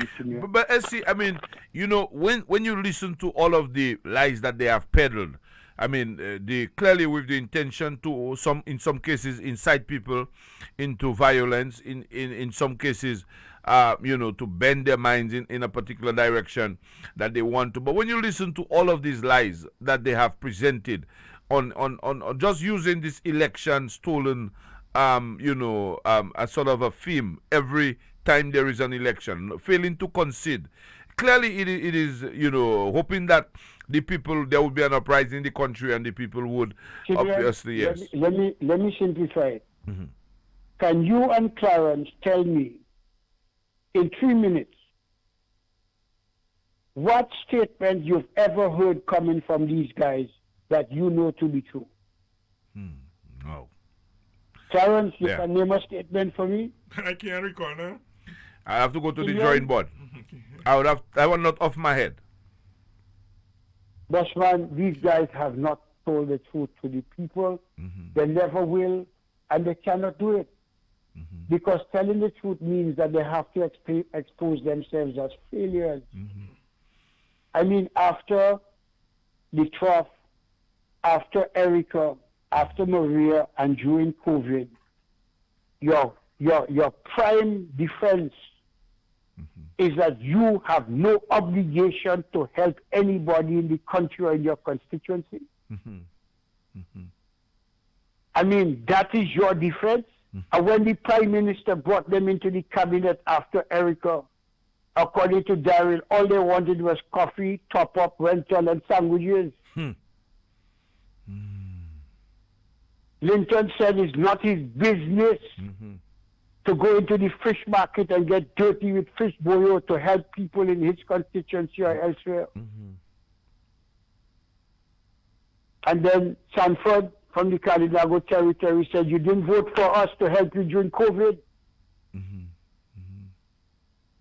So they can't tell the truth, Simeon. Yeah, according to them, their job is just to oppose, but not to assist people, I suppose, or do anything. I think she also said that too. Their job is to oppose. Yeah, but oppose with facts. Mm-hmm. Yeah. Oppose with truth. Mm-hmm. Oppose with critical analysis. Mm-hmm. Mm-hmm. Oppose with constructive statements. Mm-hmm. Oppose with an alternative plan. Mm-hmm. I mean, what is your plan? What was their plan to rebuild Dominica? Mm-hmm. Danny Muge squealing like a fat pig in his house saying he's hungry. That is it? Yes. Spend money for me. Yes. And Miss Blanchard have to go and bring hurricane relief food for him? Come on, man, fellas, man.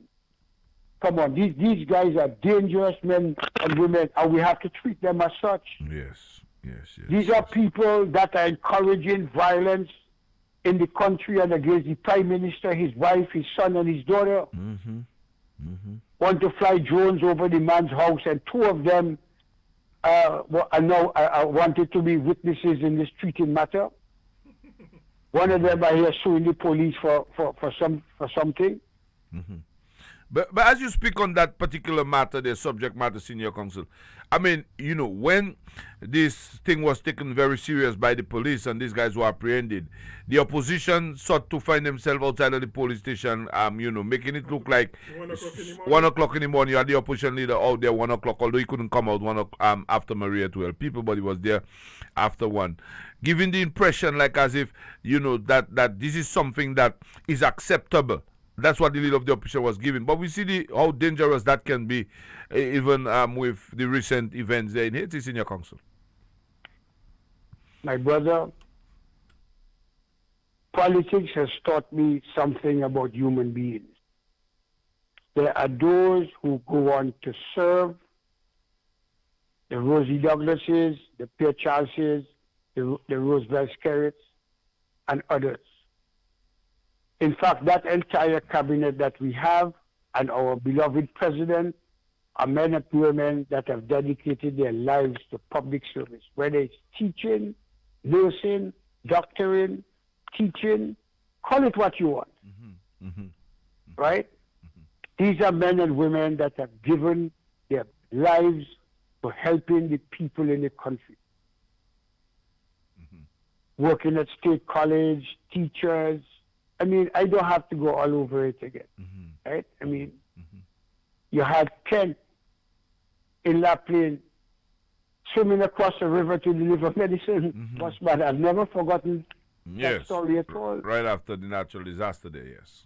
We've had our women from Grand Funk, Castle Blues that dedicated their lives to teaching.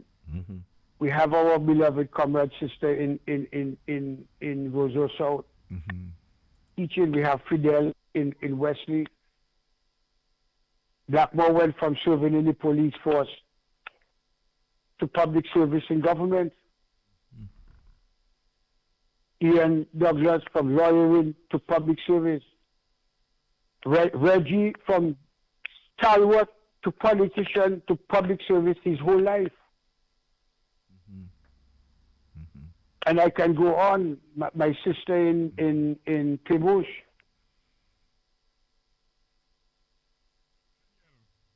Go right around the Kalinago warriors we've had representing us for years. Dedicated men, dedicated women, committed to the cause of nation building. And all these values do, they just sit there like political terrorists, sending one bomb after the other, hoping to destroy the country and the nation and nation building. Yes, you know. Comrade, you have any idea how proud our nation must be after we rebuilt from Eric Clark, from Maria, and what we have done during COVID? No, we have to be. I mean, for God's sakes, man. We've come a long way. We've come a long way. You see, we had a pit latrine eradication system that worked and saved so many poor people, so many really poor people, especially the elderly, from having to go in the bushes, man. And the Yes We Care program. That I'll never forget the first time I heard the tapes and the videos, that I cried when I saw the conditions and everything. You were in the studio, I think, with me. It was not you, as Lennox. Somebody was there with me. I remember when you were talking about the senior citizens and all of the folks there that the government have been over the years looking after. So what we have to do now, Simeon, is find a way to eradicate the sewage system in our politics. We were able to eradicate it from people's homes. We must now cleanse it from our culture and our politics. These guys are garbage. All they want to do is poison. And we must stop it. Comrade, look, Indeed. Good night.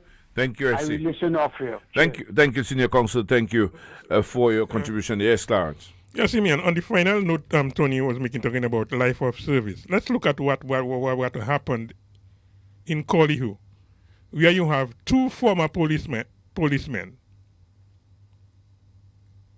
trying to put a criminal record on somebody who has given life of service, that is Catherine Daniel. Life of service as a teacher, as a education officer, as a CXC representative, CXC registrar, serving the people as a minister. And in one swoop, you don't think of it, that you sign in a false witness statement saying that, in fact, that you voted for Catherine Daniel because you were so mesmerized, so corruptly influenced that you did not vote for your political party, and then you voted for Catherine Daniel.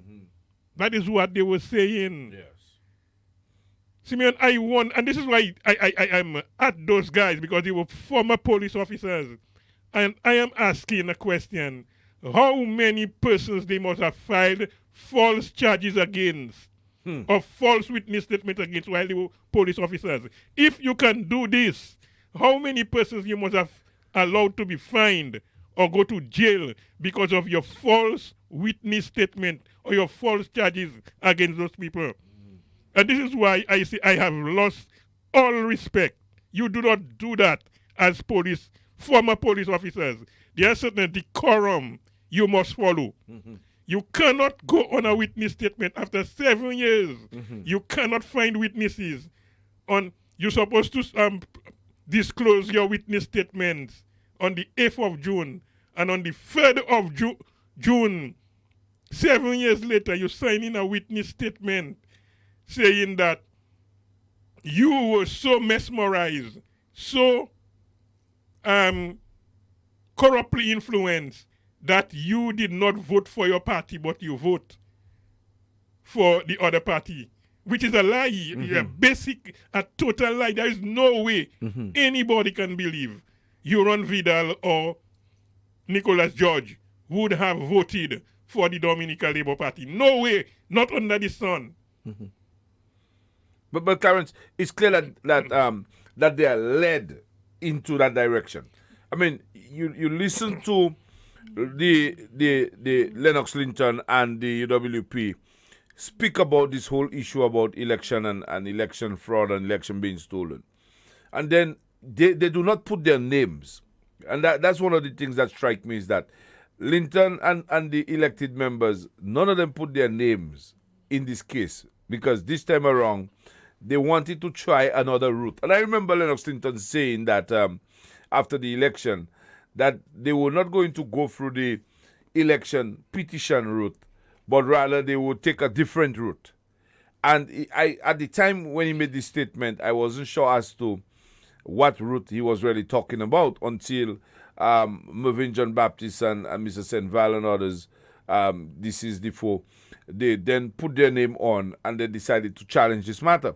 So then I realized that the opposition leader have now taken a position where they have actually taken a back seat, but being the ones driving this, peddling this foolishness about election being stolen, and hoping that the public would maybe buy into it because they are using civilians now to present the matter. But these are something that we have seen, a habit that we have seen the opposition leader. When he is at a position where he know the public have absolutely no confidence in him and they do not listen to him, out of their own grouping, they then develop a committee of persons. And if you look at the so-called Concerned Citizens movement that was formed, it was formed when the leader of the opposition was peddling a particular line and he realized that it was going nowhere. Loftus Jura and others, well, they call him Princess Loftus, they then came forward and decided that they were forming that movement. And under the pretense that the movement was non-politically aligned. Now, they couldn't tell that to us here in Dominica because we know from the get-go that they were coming out from the bowel out of the UWP and that they were no different than what Lennox Linton was presenting, but they were only a front to present the case on behalf of the opposition, hoping that the citizens of the country would buy into their foolishness about election being stolen. And so that has been the habit of the UWP. But what you saw there again was a classic example of a leader in Lennox Linton who would not accept defeat at a general election, who would not concede defeat at the general election. And I've always asked a question. And Senior Counsel mentioned the point about they saying about Dominica being cursed.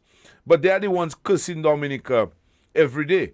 I mean, the opposition is the one who have actually tried to put Dominica on the wrong side at every opportunity, Clarence, and every privilege that they get. I can recall a moment where Linton was given a chance to speak about Dominica, and he said anything good about Dominica, where he invited people in any nice way to come. He was being given an opportunity in Denver, where he met with folks prior to the election, where he had an opportunity to say something good about Dominica.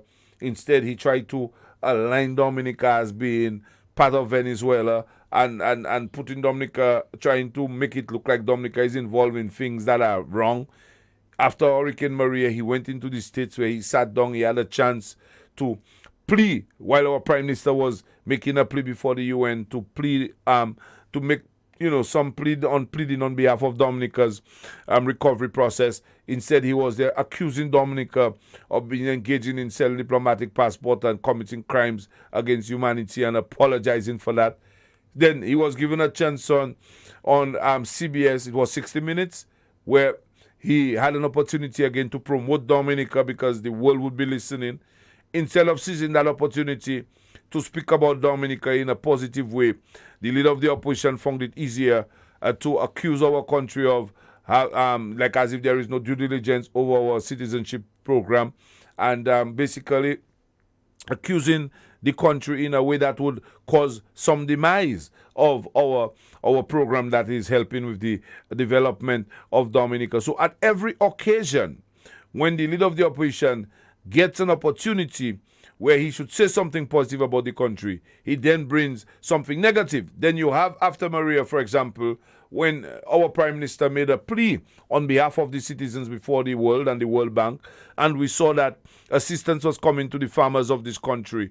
Rather than him, being grateful that people are being assisted, including his own people, they sought to take a position of wanting to write to the World Bank to make allegations that they could not substantiate, and in an effort to seek to again prevent citizens of this country from having the true benefit of what would derive out of this negotiation. So at every opportunity, Clarence, where the leader of the opposition and the UWP would, let us say, do something that you would think that would be in the best interest of Dominica, they then go against Dominica.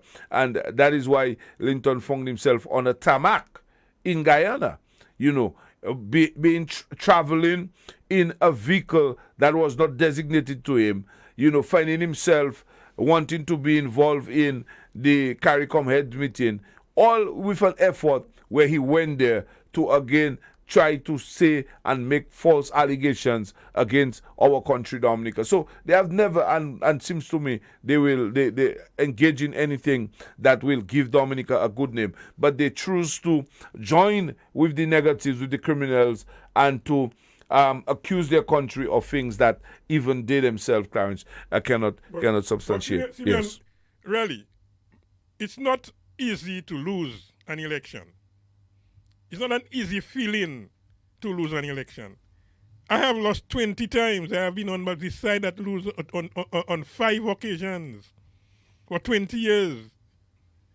But you lose. You go back, you do your postmortem, you see why you lose, you see where you're strong, you build on your strength, and then you go back and then you come back and you will again.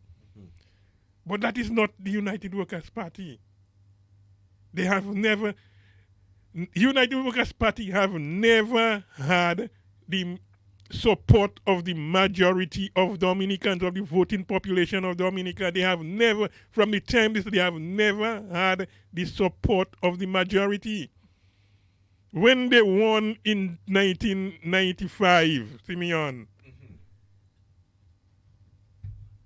when you add the Freedom Party vote and the Labour Party vote, it was twice the amount that they received. So they have never built as much on that support they had from 1995. But what you talk about when they won, the Freedom Party and the Labour Party at the time, they both conceded defeat. They both conceded defeat. They won. They were a minority government. They got 11 seats with about 13,000 votes. Labour Party had 12,000, Freedom Party had 18,000. If my arithmetic is correct, 12 and 18 is 30. So you had 30,000 and 13,000 leading 30,000. So they have never had the majority of voters in Dominica. They have never gained the confidence of the majority of voters in Dominica. When you have a national party and in 9 constituencies in the country, you get in less than 600 and less votes in 9 constituencies. 600 and less votes. 180, that's a national party, 2 candidates going up. And your candidate in Dublin is getting 182 votes. How can, so you expect the Labour Party to get 150 then? So that you win. 182 votes your candidate is getting. You cannot muster 200. In Grand Bay, you can only muster about 200 votes. While the Labour Party is getting 1,500. No. So you have not made yourself a national political party. That is what the UWP, they have never gained the confidence. And because of that, they don't look at themselves. So when Labour Party wins and win big, it has to be cheating. So what they're doing now, they want electoral reform to fix the match in their favor. And Edison James said it. So they want the match fixing now. So let us remove all persons,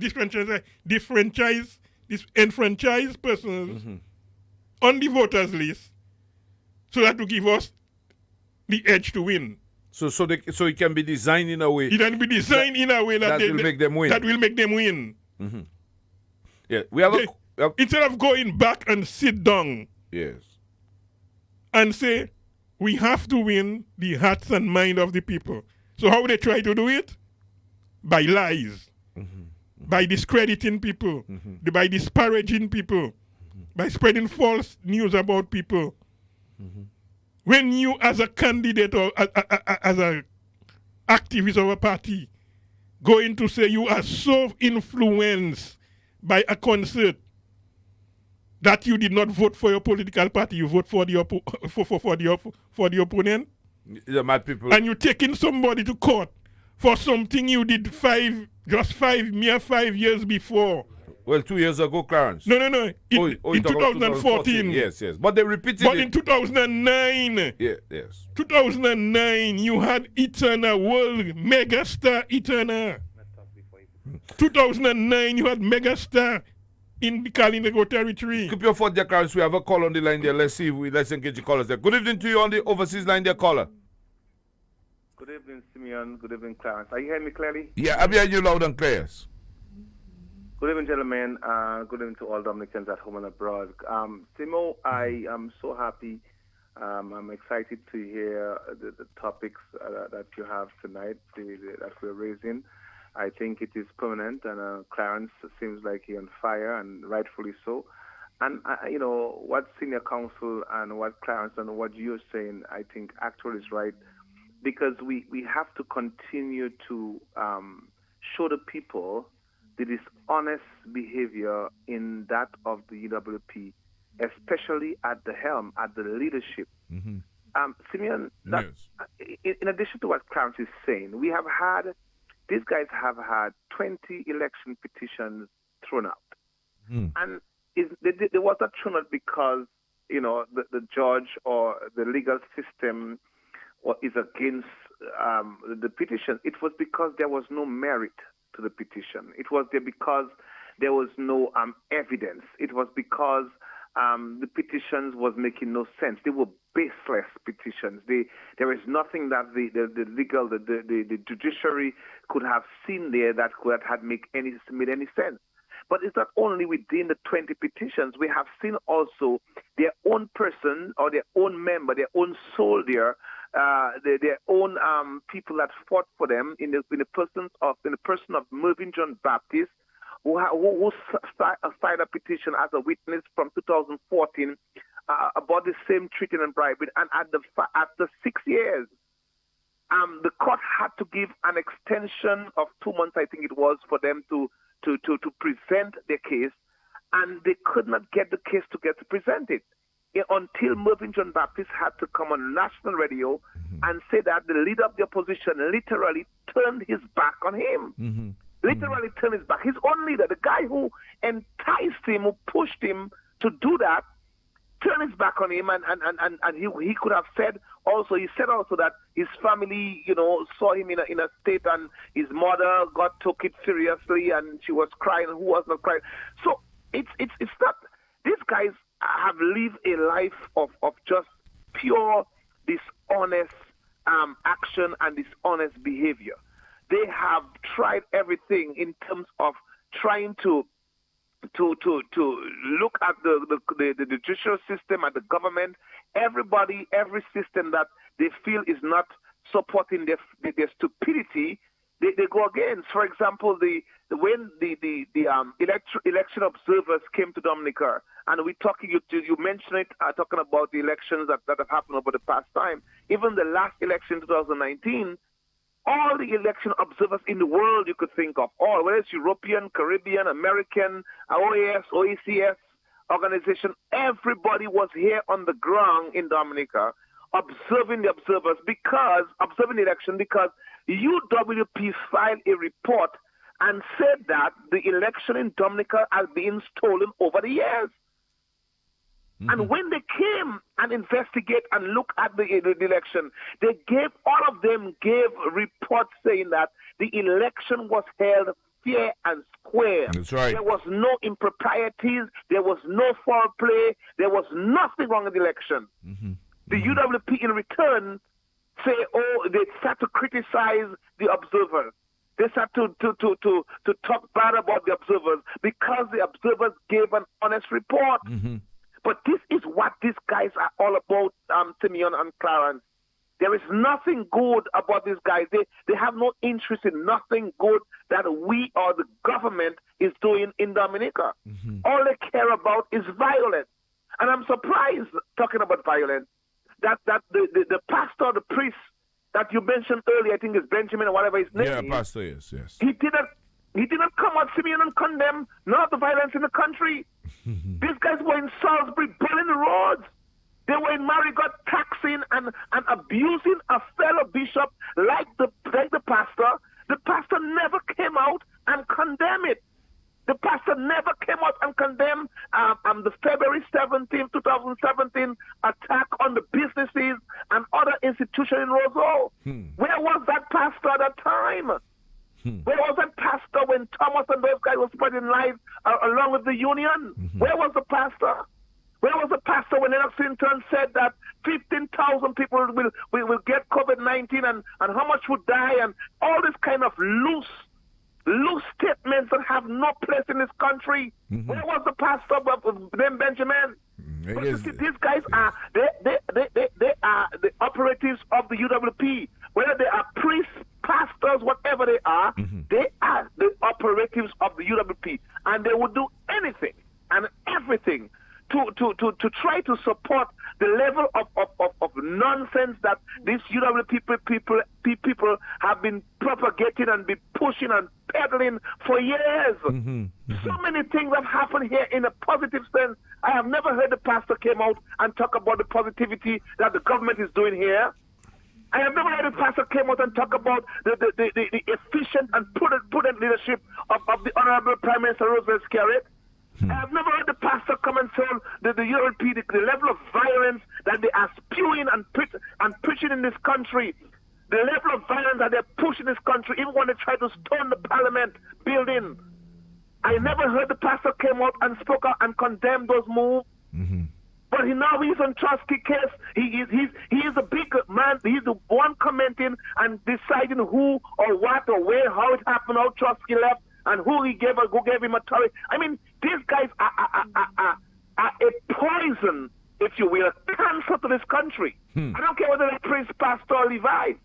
They are a poison to this country because they take politics now as their way of life. They are expected. The expectation of these guys is to go out there and talk about God and bring and help people, help humanity, embrace people, and bring a source of comfort to them. But they have forget what their job description is, and they're right now on a political platform, vying for a corrupt party, a party that have denigrated the country, a party that have went out there and said nothing good about Dominica. This is the kind of party, this is the kind of people that those pastors are supporting, whether it's Rodney, whether it's Benjamin, whether it's whoever. And we are saying that is not your role. That is not your calling. That is not what you've been called for. Let politicians be politicians and pastors be pastors, because the UWP has never shown any interest in the livelihood of this country. They have never shown any interest in promoting and supporting the housing program. They have shown no interest in our healthcare system that is just spiking through the roof in terms of the efficiency, the prudency, and the professionality that we have at our healthcare system. They have never shown interest in education. They have never shown interest in none of those programs that the government has instituted in addition to help the Yes We Care program and all their programs. All they care about, Simeon, is politics and supporting a party and a leader in that of the UWP that has zero interest in this country. All they care about is peddling, trying to sell diplomatic positions like they did in Panama, and they were caught red-handed by Al Jazeera. All they care about is going to the Polisario and telling lies, talking about they have containers of supply, containers of relief supply coming for the people of Dominica. It has been almost 5 years, Simeon. We haven't seen one bottle of water coming from the Polisario. They went all around the world peddling lies and trying to raise money, whether it's in Switzerland or whether it's in Dominica, telling people to bring money on Telethon, and they can't give account of 1 cent that they have raised. This is the kind of people, this is the kind of things that Pastor Benjamin should be condemning. I'm not talking about Trotsky. This is out of his competence. This is not his problem. He should do what he's supposed to do as a shepherd of the flock and lead the flock to God in the right direction. Simeon, we got to continue to push back because these guys have no good intention for this country than to denigrate the country and talk about the country, while our prime minister, our leader of this country, a prudent leader who is doing everything in his power to make sure that this country move forward and help the peace citizenry of this country. Gentlemen, thank you. I will continue to listen to your program. Very good program. Thank you again. Continue to do what we're doing because we are informing the people and making sure that they're informed properly. Thank you, my dear friend. Thank you for your contribution. Yes, Lawrence. Let me remind Pastor Benjamin that the biggest divine intervention that had ever happened in this country was in 2000 when Labour Party got 9 seats and the Freedom Party got 2 seats, and the divine intervention was to bring 2 political adversaries together. That was the biggest divine intervention, that God brought 2 political adversaries together to ensure that the malice, the evil United Workers' Party remains out of office. So that Pastor Benjamin or whatever he is can jump high, can jump low. That is the type of divine intervention we have had in this country. Yes, sir. Let's take a call there. Local line there, caller, good evening to you. Yes, sir. Clarence. Yeah, man. Simeon, I listened to the conversation tonight, and to tell you straight, we're dealing with some mad fellas. Simeon, we're dealing with some mad. Simeon, politics is a product. And life on the whole is a product, It's like a business. How you sell your product is very important, Very important, yes. Very, very important, Simeon. And once a man comes to buy from you from the first time, and the man is here already, yet you're coming back, You're not coming back, Simeon, because your first impression is the lasting one. Yes. You came in by this seat. You left with this seat, and you will not return, Simeon. You came in on lies. You continue to lie, and you will still have to lie, because every lie that you make, you have to make the next one to bail yourself. So it is not surprising with these fellas. You there? Yeah, but I'm listening to you there. Oh, yeah, okay. you're right. Yeah, yes. So you have a product that Dominicans have. They bought it once. They see it is not working. It is not good for them. They reject it every time. Yes. Because your product is not working. In other words, I bring you on a project to do something for me, and instead of building me, you destroy me. Yes. What are you doing with you?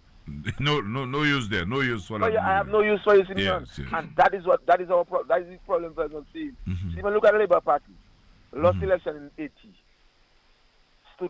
They stayed out 20 years in their position. You ever heard them fight? No. They were preparing for power. No. They were not fighting for power and making trouble with Freedom Party. They were preparing because they knew their turn would have come, and it's based on the product that they were selling. They were not selling the product properly before, so they were rejected. But when the right man, that's why Simeon, leadership is everything. Yes. Leadership is everything, and I believe in that every day and twice on Sunday. Leadership is everything. That's When the right man came in with the right agenda, right policies, everything, Dominicans bought into the product in 2000. And then, well, unfortunately, one man died, a next man died, a next man took over, and the next man is selling the product even better than the first two. So you want me to reject it? When it is working for me?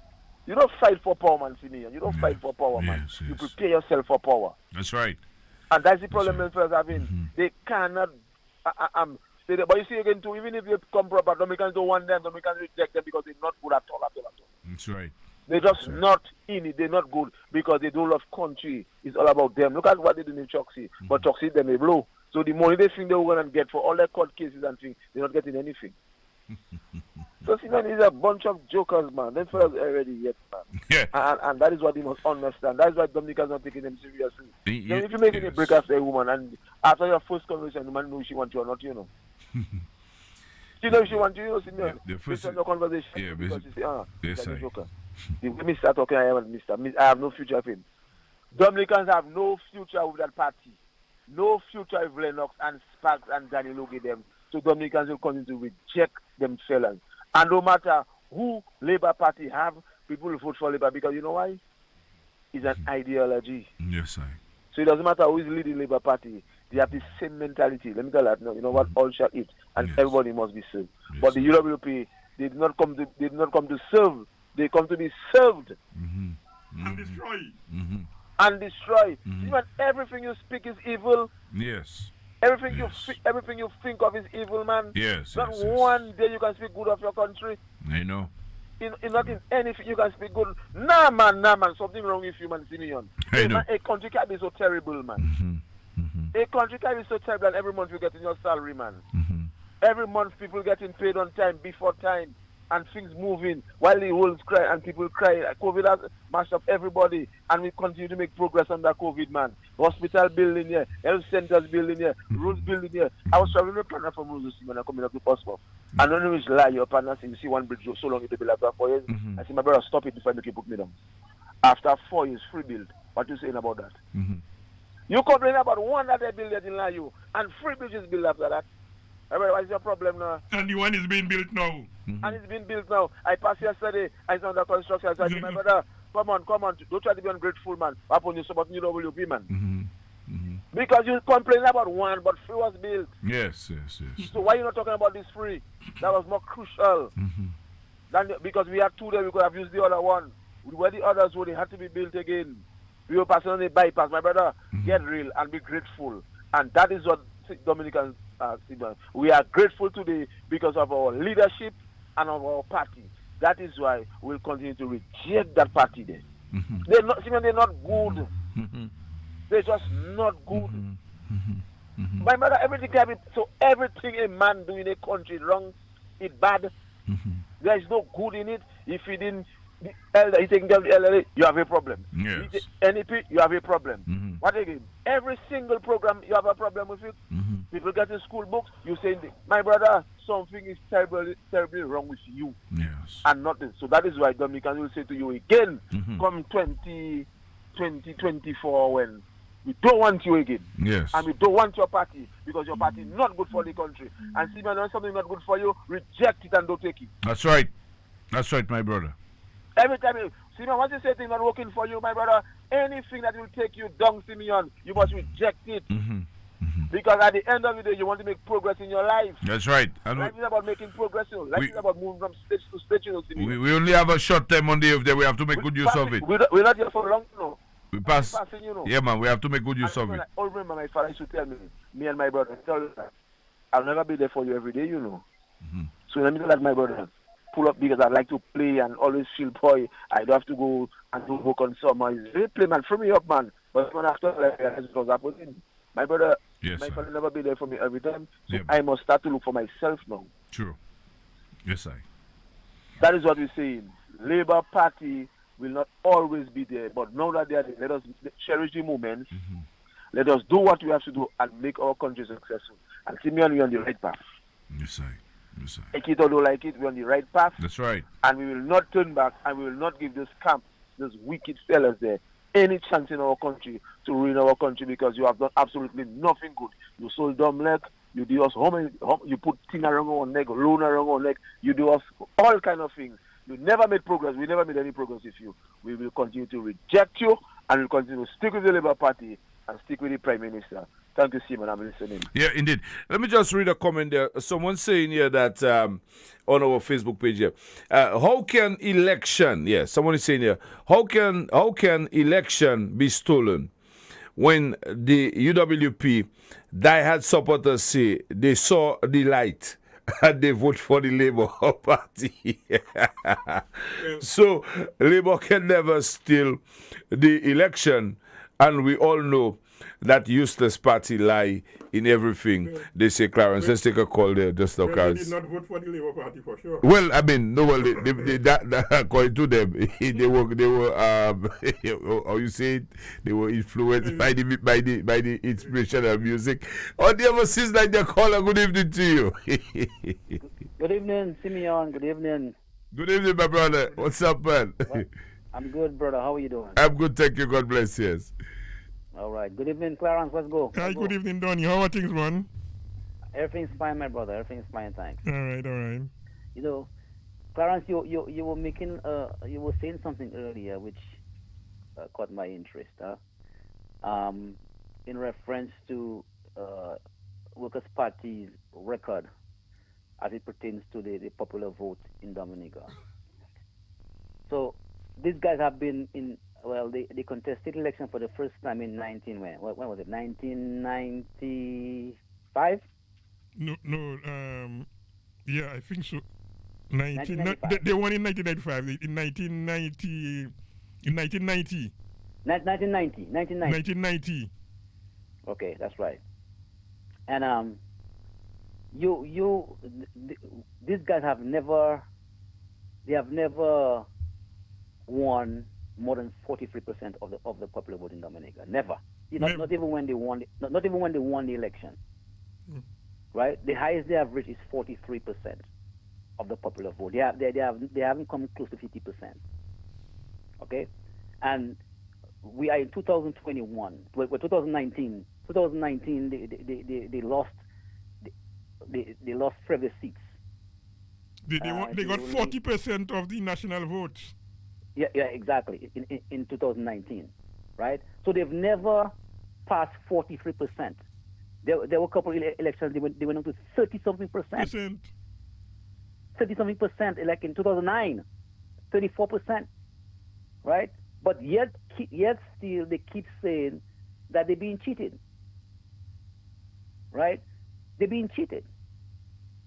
If you cannot if you cannot pass 45% of the popular vote, that's over 20-something years. That tells you that you're not a popular party. But right? Donny, yes. As I said, if they were doing their homework, in 9 of the 21 constituencies, the UWP is getting 600 and less votes. In 9 constituencies, you're getting 182 votes. So when your opposition party has 9 seats that you're not getting things, it doesn't have to fight in 9 seats. Or you have to fight in 11 seats, where you have to fight in all 21. Exactly. So how can you win an election when you are not a national party? It is not UWP is not competitive nationally. They have not sit down, do their homework, and find that out they are not competitive. See, so long they're ringing in, they cannot get 200-300 votes in Peebush. You cannot get 300 votes in Peebush. You cannot get 200 votes in Coliho. You cannot get 250 votes in Grand Bay. You're just not competitive nationally. So how you expect to win an election? Right. So you are right, Clarence. You're absolutely right. But the thing about the Workers' Party, they want to get to the destination right? But they ignore the journey, right? And they got, I think they got spoiled. They got spoiled when they somehow won election on the second attempt, right? Even if they won it with the minority vote, but they won, and they got spoiled. Joseph, they won by a minority. Instead 4 of their seats that they won when they won 11 seats. The 2 opposition seats were more than theirs in 4. Way more than theirs. Huh? Way more than theirs. The two in 4 of the 6 they won. They won in 95. Yeah. They won in 95, right?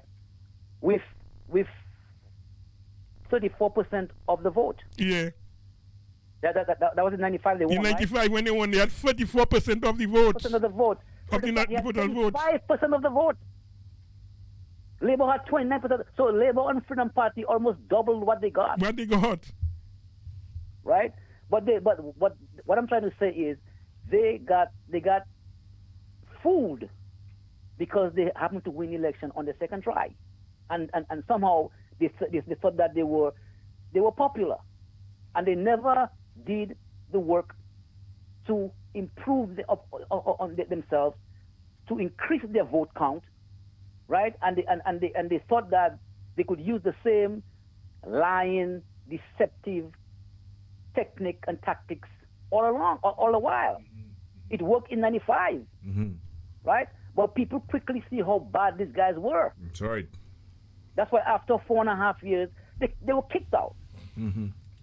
Right? They were kicked out, right? And these guys have not managed to come to the understanding, right?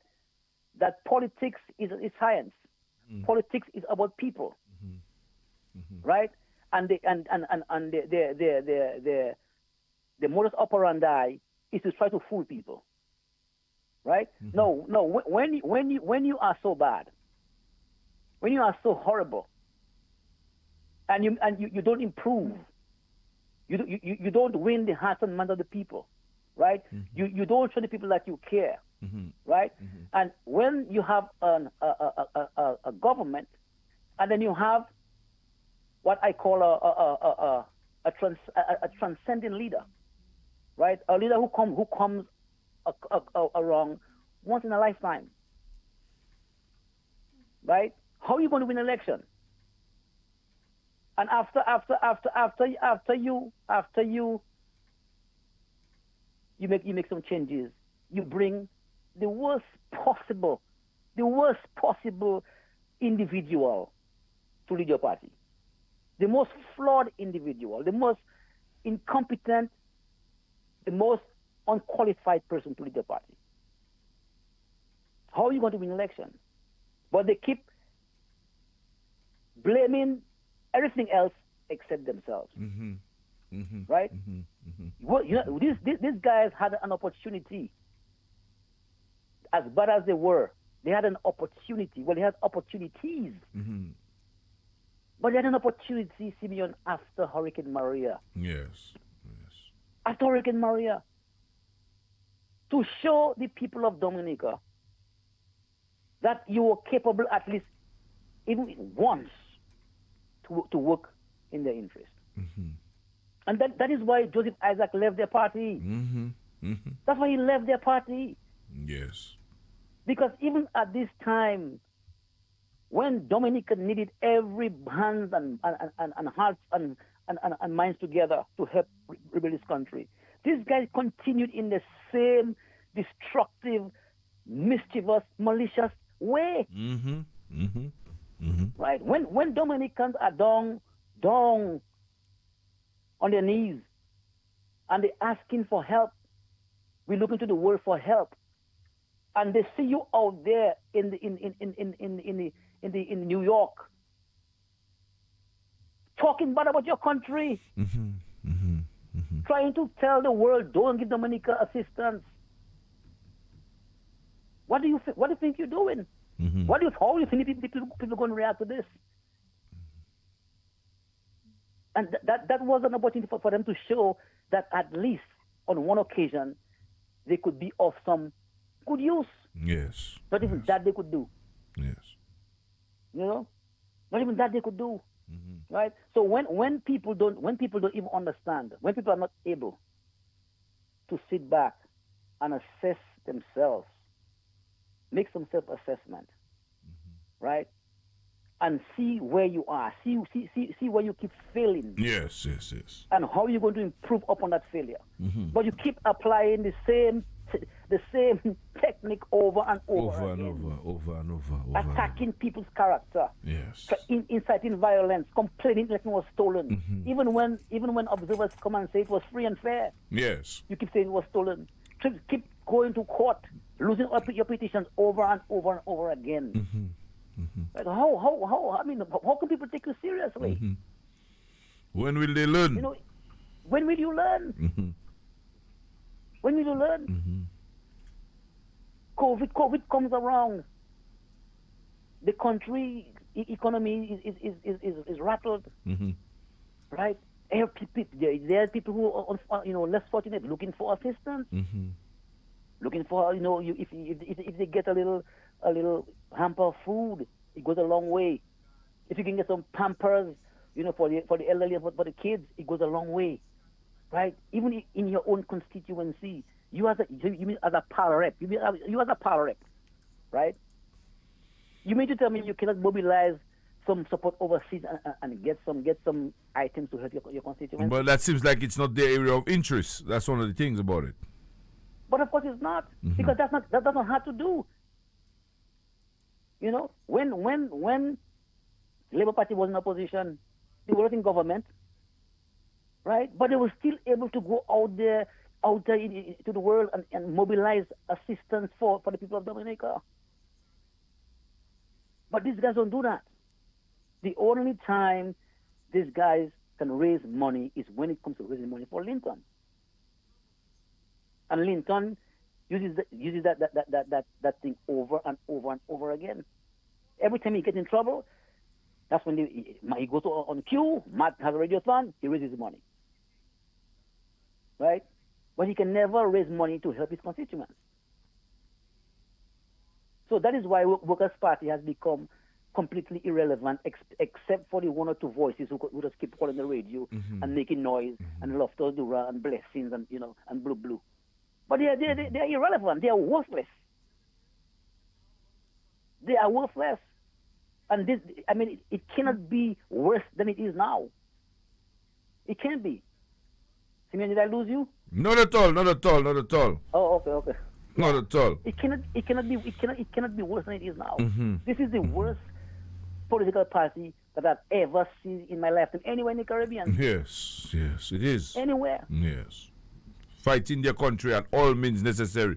Even when they get the opportunity to take the moral high ground, they do not. They find the worst of things to say about Dominica, and that's just, I just don't get it at all. How can you hate your country so badly? You go to Colorado. You go to Colorado, speaking to some white people, and you try to demonize Dominica. Oh, Dominica, and the likes of Venezuela. What does that mean? Our CBI program is a mail to order program, and there's no due diligence, and they sell it to crooks and criminals. What are you doing? Yes. How do you expect people to have any confidence in you or any trust in you when everything that they stand to benefit from, you're trying to destroy it? You're trying to destroy the CBI, which has helped Dominican people so much. It builds homes for people. It builds schools. It builds hospitals, clinics, roads, assist social programs. How you want to destroy it?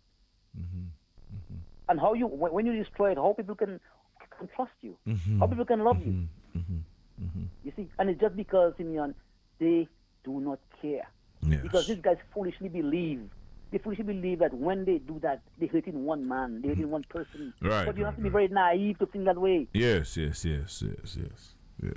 to be very naive to think that if you kill the CBI, you're hurting the Prime Minister. Right. You're hurting the people of Dominica. And that is the sad story of the Workers' Party. Yes. Right? These guys will continue to decline and regress every single day because they don't seem to have the ability to understand, right, that what they are doing is wrong, and what they are doing are killing of the people.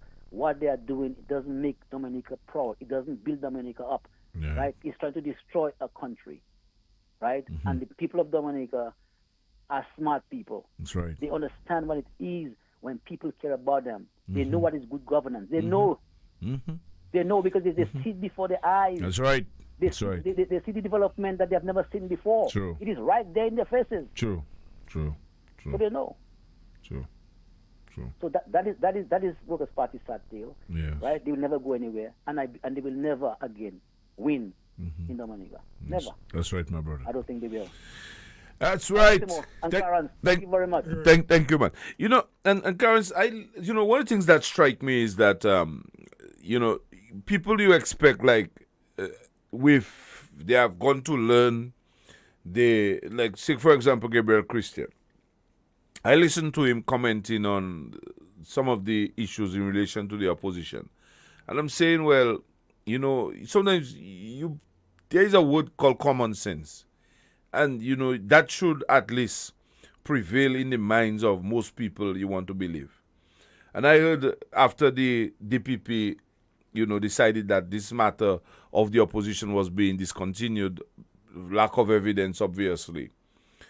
Gabriel Christian made some comments on that, obviously joining with the leader of the opposition.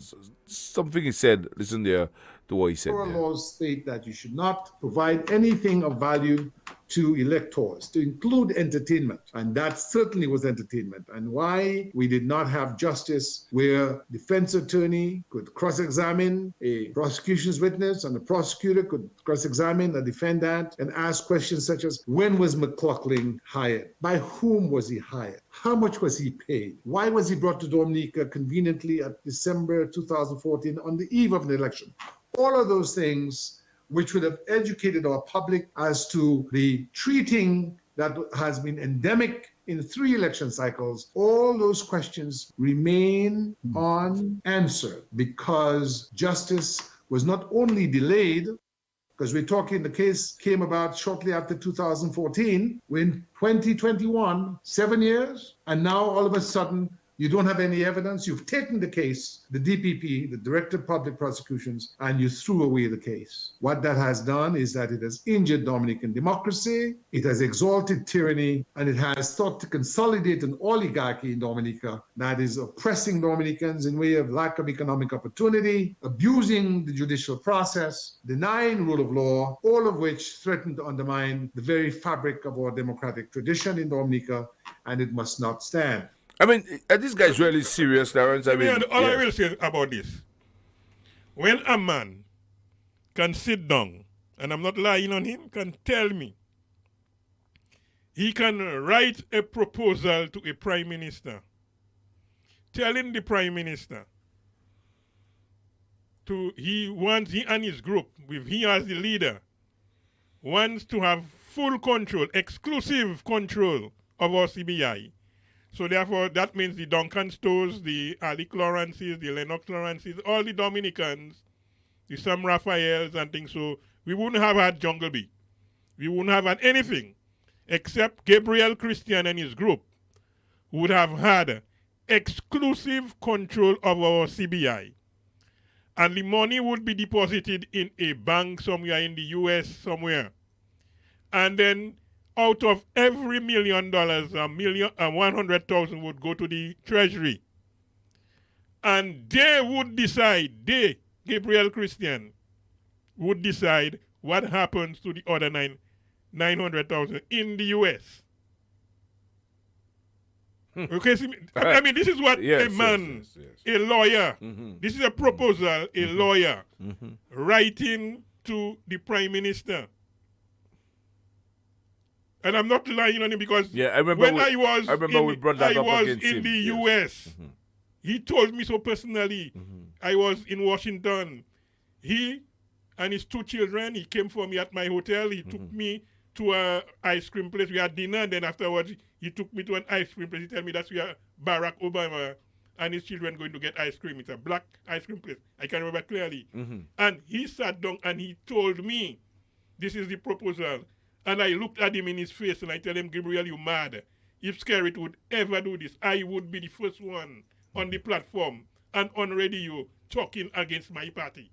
I told him so plain blank. Mm-hmm. Right? Mm-hmm. So when you can, Gabriel Christian as a lawyer should know what treating is. And the mere fact of having a concert, it is over and over, is not treating. The concert itself is not treating.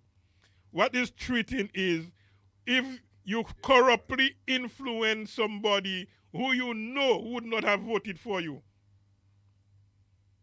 If you corruptly influence somebody who you know would not have voted or would not have voted for you, mm-hmm. and you corruptly influence them to vote for you, mm-hmm. I will entertain you, I will give you food, I will give you drink, so vote for me. That is treating. We have on the line with us the SC Senior Counsel. Certainly, I'm listening to what we just played there. Senior Counsel, your reaction to that though? Good evening, welcome back, yes. It reminds me of a story I witnessed personally. Mm-hmm. Right? I went to visit a friend's home years ago, mm-hmm. and his daughter was complaining about her stomach was giving her trouble. And the mother said to her, maybe you should go to the bathroom. Mm-hmm. Okay, mommy. I'm there, I'm visiting friends in Dominica years ago. Mm-hmm. Next thing, the daughter comes out and the mother says to her, how you feeling now, mommy? She said, oh, I'm feeling good. Mm-hmm. You went to the bathroom, darling? Yes, mommy. So what happened? I had a long, good tra-la-la. You know what that means, Simeon? Tra-la-la. Right. Yes. Gabriel Christian just gave us a long tra-la-la. The man is completely clueless as to what treaty means. Mm-hmm. He has his neck stuck in the sewage bin with the other fellows who support workers. Mm-hmm. Mm-hmm. We have 2 high court judgments on the meaning and the extent of the offense of treating. We have textbooks stretching 100 years of law mm-hmm. as to what is required in order to prove the offense of treason. You have to identify a person who was corruptly influenced, and that corrupting influence operated on the minds of him or her on the date of the election and was corruptly influenced to vote for somebody who otherwise he or she would not have voted for. Mm-hmm. I do not know whether Gabriel was reading toilet paper, newspaper, or the witness statements of these people. I have read them. I don't read toilet paper, I don't read garbage, and I don't listen to my own to myself, mm-hmm. right? For Gabriel Christian to say what he just said mm-hmm. is the arrogance of deceit and ignorance. Mm-hmm. Because he doesn't know what he's talking about. Mm-hmm. He does not even know that we have 2 judgments of the High Court that have made it clear that in Dominica, mm-hmm. that the offense of treating requires more than rum, food, and music. There has to be a corrupt operating influence on the mind of the voter. Mm-hmm. Justice Glasgow gave a detailed explanation of the offense and said the mere holding of a festival or the mere provision of music during an election campaign is not a corrupt practice of treating. Mm-hmm. Gabriel Christian may not know, but the allegations of bribery with the transportation of voters have been struck out 20 times. Yes, yes, yes. the offense of treating has been thrown out 15 times on 15 different petitions. And there is no evidence on the record of anybody who attended any of the meetings, the concerts, were corruptly influenced to vote for somebody which otherwise they would not have voted for had it not been for the Rasta or the pastor.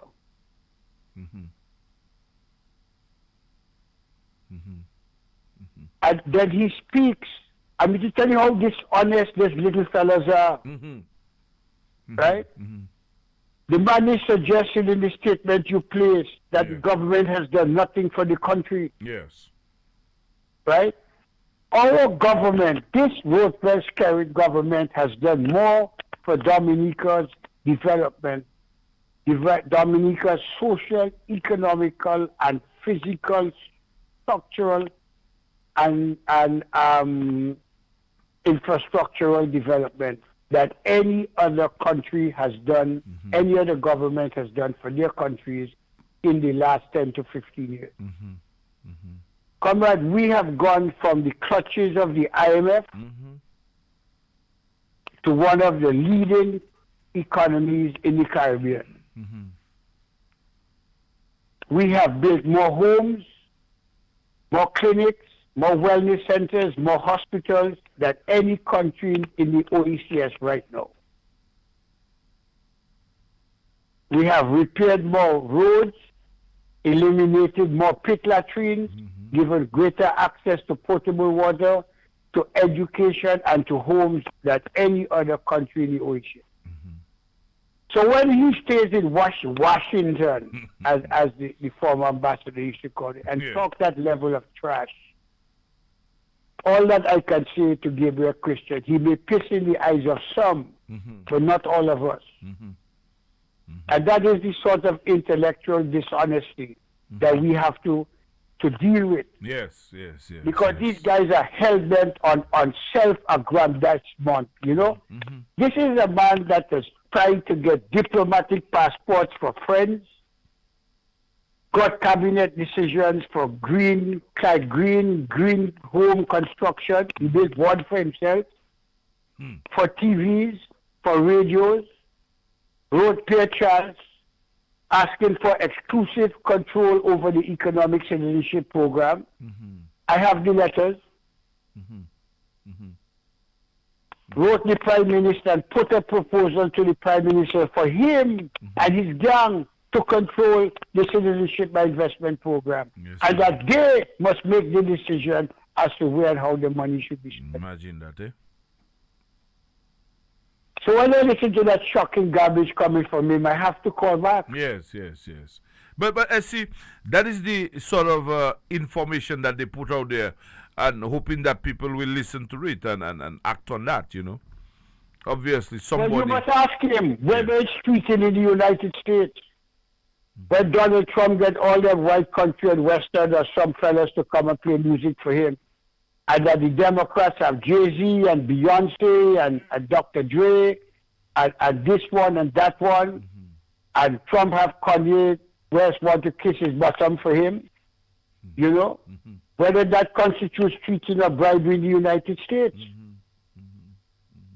He must tell us whether when fellas give a donation of $1 million, $2 million, and they get ambassadorship in the United States, whether he considers that to be bribery. These guys think we are foolish. These guys have no respect for themselves. The DPP's decision was based on a singular fact, no evidence. And what he doesn't seem to understand is that their witnesses would have had to go first. And the first problem they would have had is to tell us who was corruptly influenced. Yes. But he doesn't deal with that aspect of the discussion, though, Senior Council. They're not interested in that. He's peddling the same rubbish line that Nicholas George published about needed guidance from the court We have the guidance from the court. We have the guidance from textbooks, from decided cases, from 2 decisions of the High Court, the High Court of England, that says unless you can establish somebody was in fact corruptly influenced, there is no offense of treating. How many times must Clarence and I and others say that there was no evidence? I've heard Clarence say Nicholas George said he voted for the Labour Party. I think Clarence is being sarcastic. Because what Clarence is saying, that is what he should have said. But that's not what he said. Even the girl from Marigot who went to the pastor show, right? She said she gave vexed and she went home. So she was not corruptly influenced to vote. Then you have these other boom flies working for workers. Mr. Clicks and whatever you call Mr. Blix and Mr. Clicks. Yeah, Mr. Lick, yes. Whatever you call them.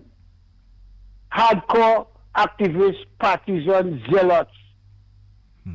Magnus boom flies, for want of a better description, are going to come into court and convince anybody. Blessings. You put in blessings, you put in a failed politician like Nicholas George. These guys have no integrity, no ethical standards, no decency, no honesty in their soul.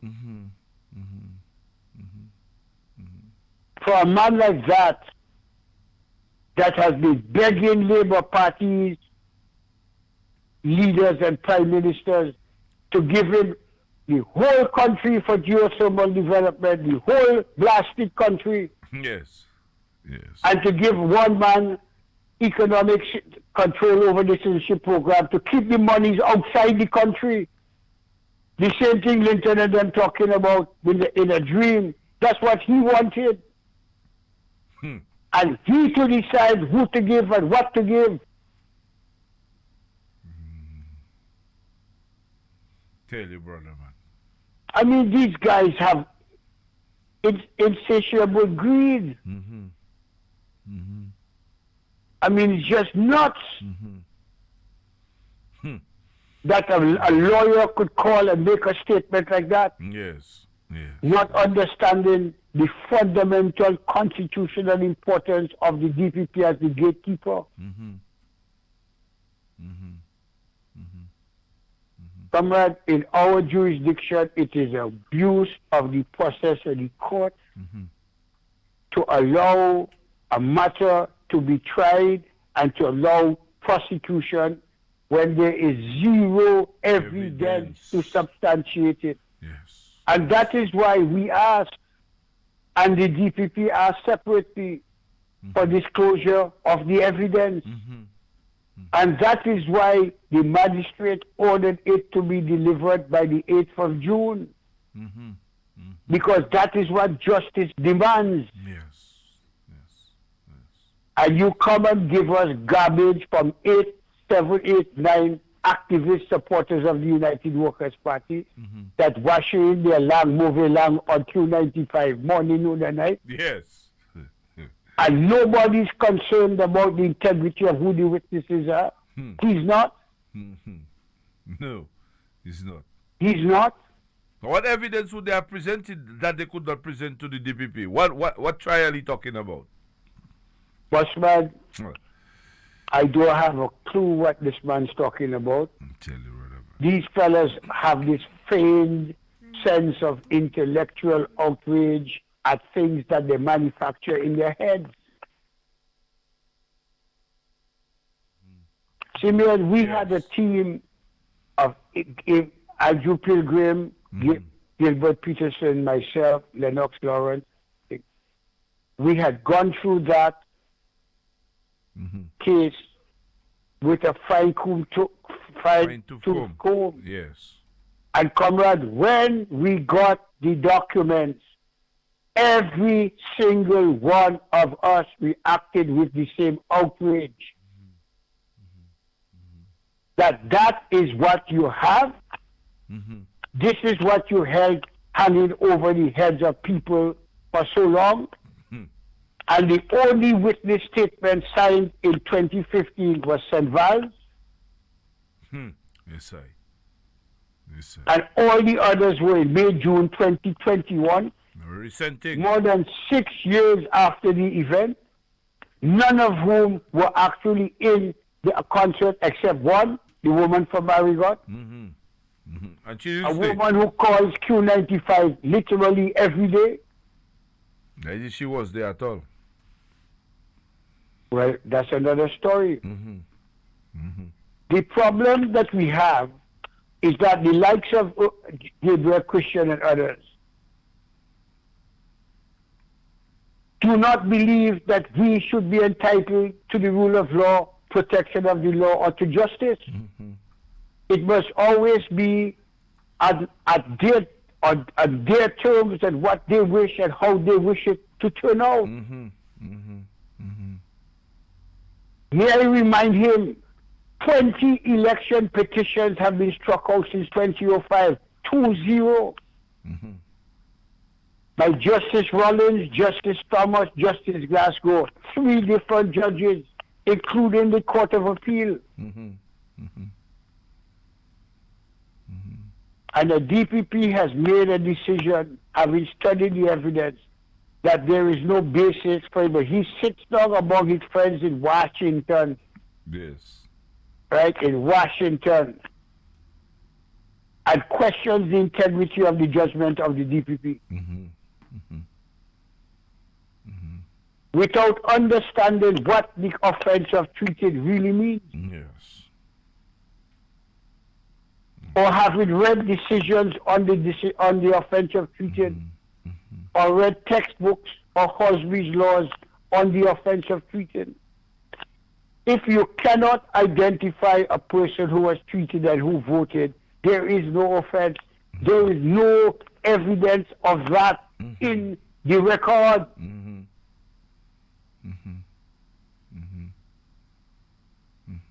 And then you're telling me that Dominicans are so to flam. You give them a little pastor and a little rasta. And all of a sudden you bamboozle all of them. But Senior Counsel, it brings me to the point that, you know, what we are doing there is so very important for our citizens, because, I mean, take this off. Can you imagine the kind of, you know, the misinformation that these people who sometimes present themselves as professionals but doesn't really want to look at the facts and present the truth to the people, obviously on a weekly basis, on a daily basis, are presenting all of these mind-bending techniques out there. I mean, you know, yes. I asked you and Clarence a question earlier tonight. Name me one statement you've heard, a political statement made by the opposition on Q95, which in your mind was true, and you cannot give me one. No, it can't come off my head. All right. And these fellas are sitting there like pompous asses, just spitting out garbage. Right? And when I respond to them, I'm a racist, I'm a bigot, I'm a this, I'm a that, whatever it is. But not them. Them are the geniuses God put on this earth, right? Yeah, basically that's what they are. They are all the geniuses. They're all the geniuses in this world. Dominican, You know, all the geniuses are genuine asses, as a friend of mine once put it. You're not a genius, you're a genuine ass. That's the difference between us and them. I find it deeply offensive. I expect nothing better from Q, nothing but different from Blessings, from Afi, from Clayton, from these sort of fellas. These fellas are bent, right? But when a trade lawyer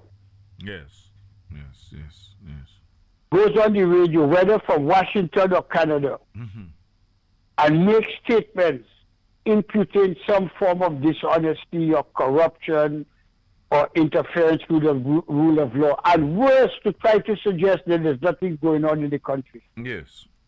I have to take offense. Yes. I have to take offense. You know, I mean, when is the realization going to come that no amount of garbage that you speak is going to help a clown like Linton to win any election. Exactly. You know why Dominicans are tired? They're tired of the same garbage from the same fellas, morning, noon, and night. Morning, noon, and night, man. And you know what? They say nothing about the Al Jazeera story, about the 2 memorandum of understanding, the diplomatic passports, the 1.5 million for SCL in 2009, the 3 million in 2005. They say nothing about Linton calling people prostitutes and beggars and mendicants. They say nothing. They say nothing about these fellas putting the constituency monies for this constituency office in their pockets without doing anything for the people. They don't question the integrity of these fellas who have done nothing for anybody since the last 10 years. That's right. That's right. And they close their eyes to all the dirt that's been thrown at and from and with the United Workers' Party. All they want to do is just manufacture stories about outside. Yes. Man, if you want the moral authority to speak about us, then you must condemn the garbage from Linton. That's right. You must condemn the garbage from Linton. And his lunatic brother Brian and all these fellows who come there agitating nonsense on the radio.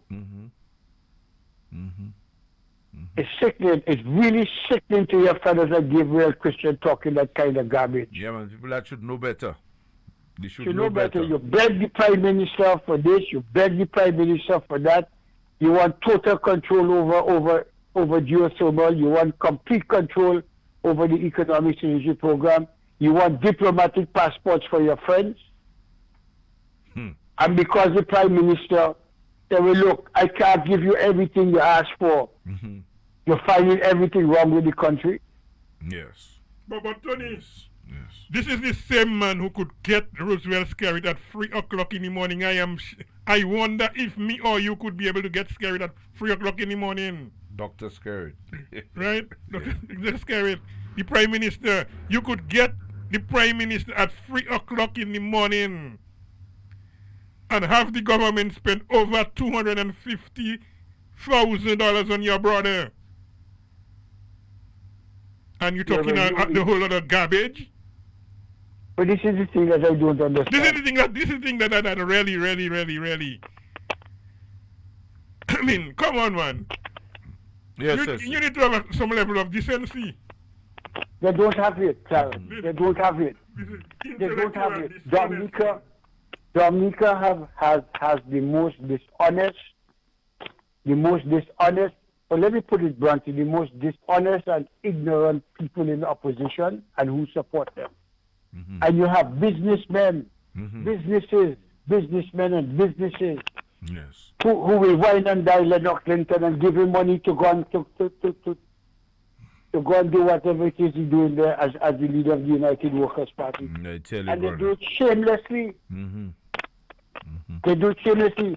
The same private sector that never acknowledged one of his applications for jobs. Yeah, not one. The same private sector that did not answer one of his applications for jobs.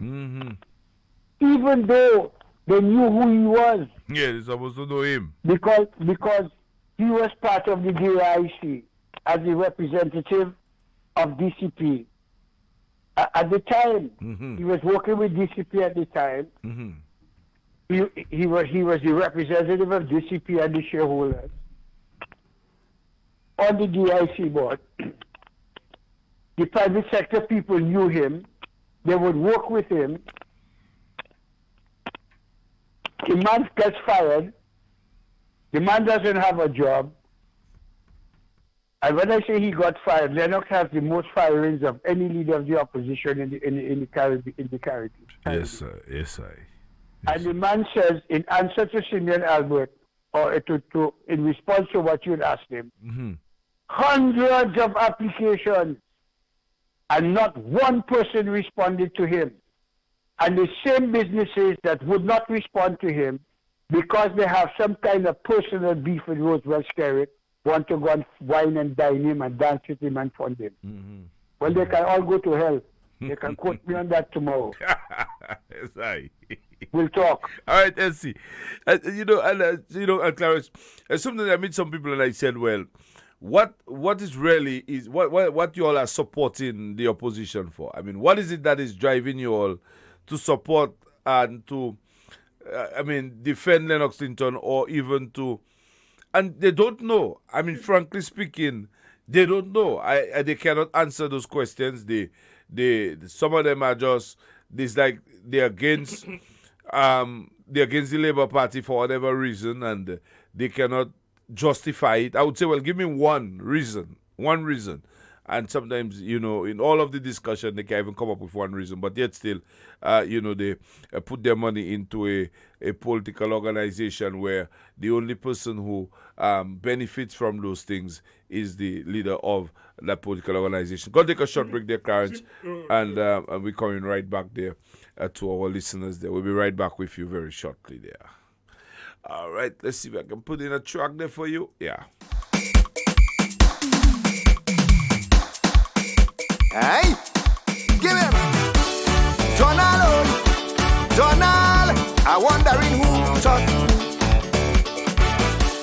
Donald, I wondering who taught who. Give them Galagalang dang dang, Galagalang dang dang. Boy, when you enact him, the rules remain the same. Want him to lose, want him to win. If ever you lose, you go home and dress your bruise. Come back again in another game. Hey, O'Donnell, you remind me of he. O'Donnell, swear you both a family. When you storm the capital building, then inside your bunker hiding, it's the same thing Uncle would do. When you inside violence, then claim your innocence, it's the same thing Uncle would do. Hey, O'Donnell,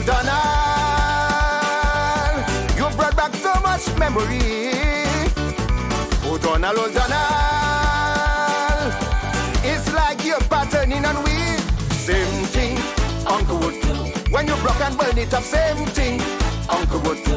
When you push and mash it up, same thing Uncle would do. Lord, Donald, I want to know who taught who. Donald, I want to know who taught who. Give me. Angalang dang dang, bang bang galang dang leg, bang bang galang dang dang. Lord, blaming world police in everyone business. Yes, you care police, your stinking business. The world look with awe as you rage your war, and like a hacksaw, you hacked through the law. Hey, O'Donnell. Yes, O'Donnell, like a hacksaw. Overseas, then they call a good evening to you. Yes, boy, Simeon Fireman touching base, boy. Yes, I. Let me give you a joke. You know the senior council say that top up don't help nobody. Yes. But he make a little mistake because when you watch it good now, top up say that he don't go in no fish market for the people and that vote for him and have him in office. Right. But when Toxie come now, he was in fish market. Now let me give you a joke. So them man like their stomach. When Toxie was there, them man eating swims and how they call it? Lobster. Yes, I. The next thing they say they're going to change the diet or change the program. They say they want steak and snake. You see it? Yes, I. Now you could remember the other day I tell you that it looking like when we build our international airport, we have to put a nice church there and we have to make whole bus the pastor. Yeah, you said that some time ago, yes. Right. A worker fella tell me, well, them workers don't like whole bus. They prefer Mr. Senior Council Austria. So I say that's why I suspect now Mr. Austrian and the brother there, Oprah was talking about, not Oprah, the pastor that's behind Sunday program. Brother Otto. I suspect now, you see Mr. Reggie Austrian doesn't call because I suspect now He taking his practice, so I realize now we have to change it because when you listen to the pastor today, that says the pastor talking about toxic. You can see them saying all them man is gangsters. So now we're gonna make the senior minister the pastor instead. You see me?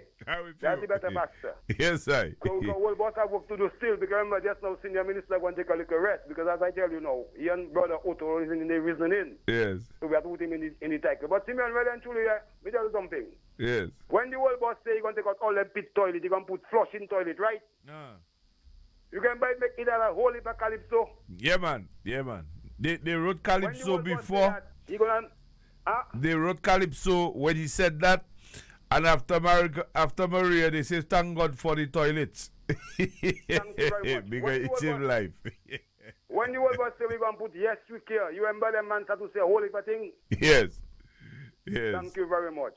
When the world boss say he wants every home in River Nica to have a scholarship or a graduate, a high, well-qualified student in every home in River Nica. Yes. Them man have a problem with that, right? All the time. You see it? But really and truly, now, when you watch it good, as I tell you, Simeon, you never see putting your shit on you, and you're busy putting your shit. And when you put your shit, you see your shit wrong side. Wrong side. Them man wrong side, Simeon. Yes. Which again, because when you watch it good, them man don't love nothing good for the country, neither for the people, you know. Watch it good, you know, Simeon. You know when in fish market, Malan say that they make a joke or making a game that whole boss have take money. You don't have no proof, no figures. Now Chuck have proof and figures they thief. How much people money do, how much crime? You know what I'm telling you? You are telling the already man, first of all, as you say, every time the man get a little flaw, for him to say something positive about his country and even his constituents and his people, the man don't have time for that, you know, my lord. No, you don't have time. I'm telling you, You don't have time. me get the flaw is how to curse River Nica and just say it's a garbage. Because as you say that, River Nica is an illegal country with a bunch of criminals and so. So right now you're bringing criminals and dine and hang and dine with them. You see what I'm saying? That's Yes. what I'm Yes. Them man do like God do like ugly. I telling you, Simeon, them man have a major, as I tell you. Imagine I watch a little program with the why you think he be the president? What's his name? Which one? Why his name, Simeon? Which one of them? President of the Concafit Party. Oh, yeah, you talking about Isaac Baptist?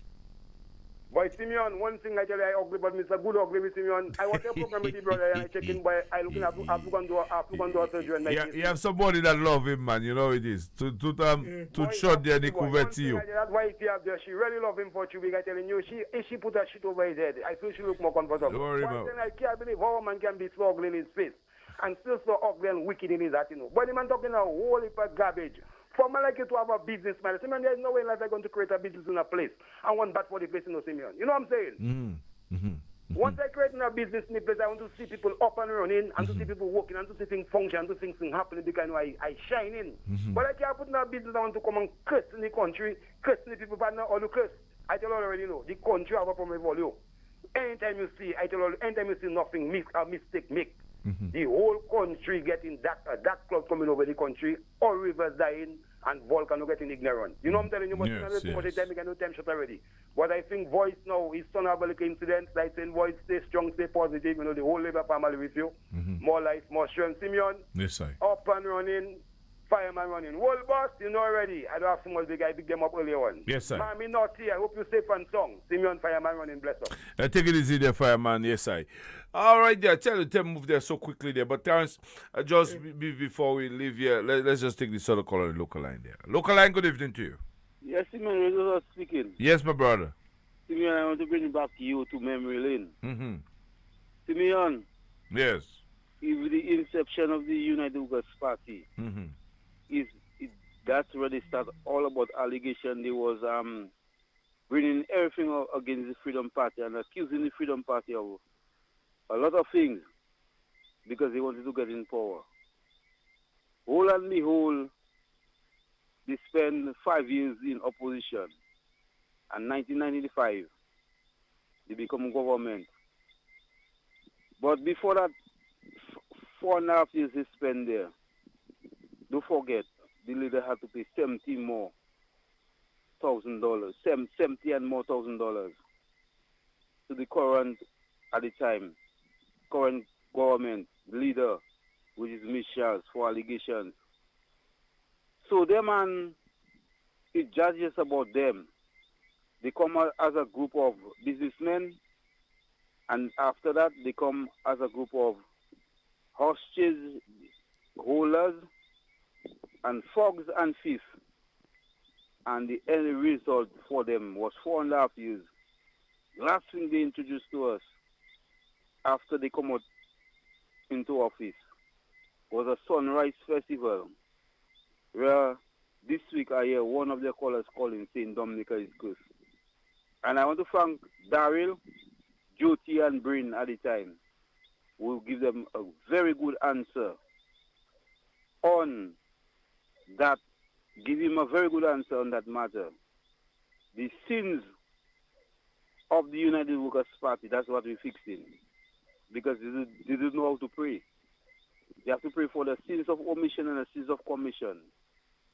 And they're vying to win power tomorrow. There have been all kind of things and allegations against that current government which God gave us. That is blessed. That union is blessed. Between I know that is a good union between God and Dominica. They forget that many men and women had to go through the high seas of Dominica praying, going along Dominica praying.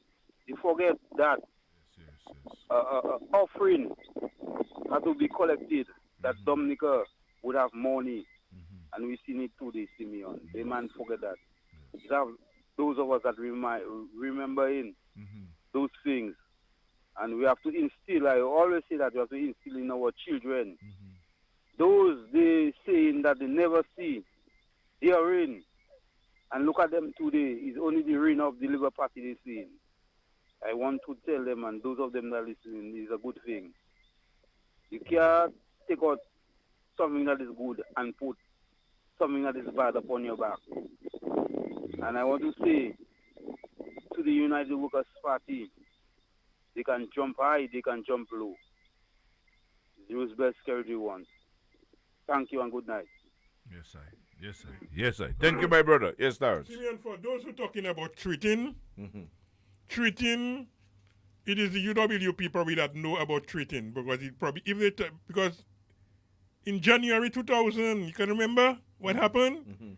They will not only have foreign artists, and local entertainment, free food, free drink. Nobody had to buy any drink on that day. Yes. Sheridan Gregoire, who was the chairman of the Millennium Commission, and then the re-election campaign manager of the United Workers' Party, organized a big fete in Delices with free food, free drinks. They killed cow, they killed goat, they had fish, they had chicken, barbecue. Everybody could just go and take what they wanted. And it turned out to be they were having a political rally at which Edison James announced the dissolution of the House and called elections, hoping that people would have gone down there, come down, come live there and go back to their home under the influence of food and alcohol and entertainment, and then they would get re-elected. But the Dominican people were smarter than that. They give them you can have a Chalvier tortilla, according to Bernard Wilson. Your Chalvier tortilla. Tortilla Chalvier. Il reste Chalvier. Depuis tortilla Chalvier, il n'y pouvait être Chalvier. Jusqu'à présent, il shall tortilla Chalvier. Yes, sir. Good night to the listeners. I have to drive home, Simeon. Yes, Clarence. Thank you again. Always a pleasure having you. Of course, this is where we come to the end of tonight's discussion. It's always a pleasure doing this program for you. I want to thank Senior Coxon for always gracing us with, his presence on this program, and no doubt putting things into perspective for us. Of course, it's always a pleasure. Let me say a special good night to you again, wherever you are. All the folks who join us on the Kyrie FM Facebook page, thank you for joining us. I do read your comments, as I saw someone saying we don't read their comments. We do read the comments. Sometime we may mention some of them on air, but thank you for joining us. And to all folks who do not call, but they always this one, thank you all for listening. I want to say, of course, we are no doubt in very, very trying times right now as COVID-19 continue to affect our island like it is doing for many other islands across across the world. The folks in Grand Fond, I want to tell you all to keep strong, hold strong, and just stay put. Let's monitor the situation over the next few days as the authority tries to ensure that they prevent the further spread of this deadly virus there that no doubt is attempting to create a problem for our folks in Dominica. But, let's continue to stay put, people, and don't forget to wear your mask. Always wear your mask. Use your alcohol, wash as often as possible your hands, and, do everything that's possible to keep yourself safe from this virus. I saw in where they report there in the BVI, the reporting that they are saying there that anyone traveling to the U.S. Virgin Islands from the British Virgin Islands as that territory battles a devastating COVID-19 outbreak that has seen 5 deaths in less than a week and an explosion of an active cases that now numbers more than 1,550. Dominica, we don't want to get there. We don't want to get there at all. They are saying starting Monday, July 19th, all entries from the BVI, whether by ferry, plane, or private charter, must provide a negative COVID test taken within 48 hours of their departure. Brian said Thursday during a sober news conference, yes. So their current rules allow for testing taken within 5 days of travel. So they have set new framework in place, and Clarence, just reading that tells you how deadly this virus can be, how fast it can spread, and I personally, Clarence, I am for people staying in quarantine for 2 days or 3 days or 4 days, in spite of whatever the case may be, just to ensure the safety of our citizens, because it will be cheaper anyway on our government to do so than to have to maybe have a whole community. Just imagine 3 of our communities have to end up with an outbreak. How challenging it will be on the health system.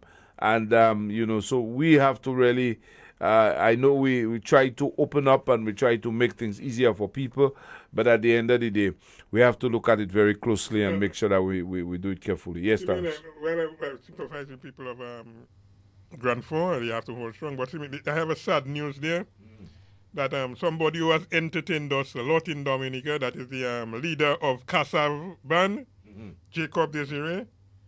He tested positive and is currently in hospital in Guadeloupe in a very critical condition in a ventilator. He's using a ventilator. And then we just wish him speedy recovery, because he's one of those who has entertained us. Anytime we hear Kassav music, Jacques-Claude is the lead guitarist, the fat guy, Duvalier, right? Yes. Right, so he's in critical condition in a hospital in Guadeloupe because he contracted COVID-19. No, the prelim, and we want to pray for him and hope that he does better. He survives. He gets better. He gets better and survives the situation. No, I should tell you, the BVI, they are saying that the preliminary reports say that they expect their active cases to get as high as 5,000. So it's going to get a lot worse, they're saying, before it gets better. So we have to make sure that we are taking care of not only them, but ourselves. And guess what, Simeon? Yes. The premier of the BVI, who is a born-again Christian, he says, has declared 21 days of prayer. Yes. So I wonder what our so-called pastors in Dominica will be saying, because they say government should not ask them to pray. But the premier of the BVI has called for 21 days of prayer and fasting on the nation. So the situation they are facing they have to. So we need to take note of what's happening in their currents and safeguard our country and our people. Yeah. I know many folks want to come home, they want to come to Dominica, they want to get in, they want to have be able to come the same day, go home the same day, and free up themselves the same day. But the circumstances that we are are facing now is not ordinary times. And as I said, we can keep our local economy working and flamboyant, but we have to safeguard people who come in and can go into the communities and infect other people to the point where you can have so many suspected cases being attended to, while at the same time having an increase. We don't want to get to those 5,000 marks. We don't want to get to the 1,500 marks. We just basically want to make sure that Dominica can continue to remain the island that have managed COVID-19 and managed to have its citizens living without having to have these major community spreads. But taking note of these islands that have basically opened up and allow people to come in freely and to be able to move in, they are now very challenged. And the impact on the economy of the BVI, you can imagine, will be overwhelming, with lockdowns, with people not being able to move and leave their homes, people not being able to go to church and pray and worship their God and do the things that they're accustomed to doing. This obviously is a problem, and we hope that the 81 people here in Dominica who are on the are being monitored. Yeah, that they will be all spared from this virus. We'll hear next week what happened. We know in Grand Fond, the PAL rep have called on the folks that there will be no church service tomorrow because everybody should stay put until the all clear is given there in Grand Fond. So again, let's stay put, people. Remember, we have to keep ourselves safe. We have to keep our island safe. But Clarence, again, thank you again. And thank you to all the listeners and all of you, wherever you are. Let's continue to pray for our country, pray for Dominica, pray for our political leader and all the folks who are on the front line, that they will continue to do the work that they're doing in safeguarding the citizens of the country. And Simeon, we need to encourage people to take the vaccine. The vaccine, they have to get vaccinated. Yes. I mean, you will get the COVID, but it might not send you into hospital. The impact of it is not the same as if you were not vaccinated. If you're not vaccinated, so you have to take the vaccinated. Let's hope I see we have 11 cases now. Yeah, 11. Let's 11, hope 11 we have speedy recovery for these 11 persons, and we have no deaths. Yes. Because look at what happened in St. Kitts. Yes. St. Kitts was right up here with Dominica. Yes. And in just one case, and then you have now about 5 or 6 deaths and a whole lot of cases in St. Kitts. Until St. Kitts had to go on the lockdown. We cannot let down our guards. We cannot let down our guards. But I'm hearing people saying there's no COVID in Dominica. Yeah, I mean, it only take one case, one person, even coming through normal thing and a slip happen. One slip. Yes. And that person go into a community and then that's it. Well, it just happened in Grand Fond. It just happened in Grand Fond. And so we can't take chances. We cannot take. Right now, we have to. As I said, we have to keep our local economy flowing, and COVID can distract that, and so we have to keep our guards up. But again, people, let's continue to pray and stay strong, and God bless you wherever you are. Got to go now. It's always a pleasure doing this program for you. We'll be back with you on Tuesday, where we will continue this discussion. We are in the hurricane season. We're asking God to spare our country from any major disaster as we go through the season. Let's all continue to pray and stay strong, people. God is the answer. Let's take it to the Lord in prayer. My name is Simeon Albert, together with my brother Clarence, saying good night to you, and do have a wonderful night rest. We'll be here with you again, as we said, on Tuesday, where we'll continue the discussion. So good night, and God bless you, my people. God bless you. Yes, sir.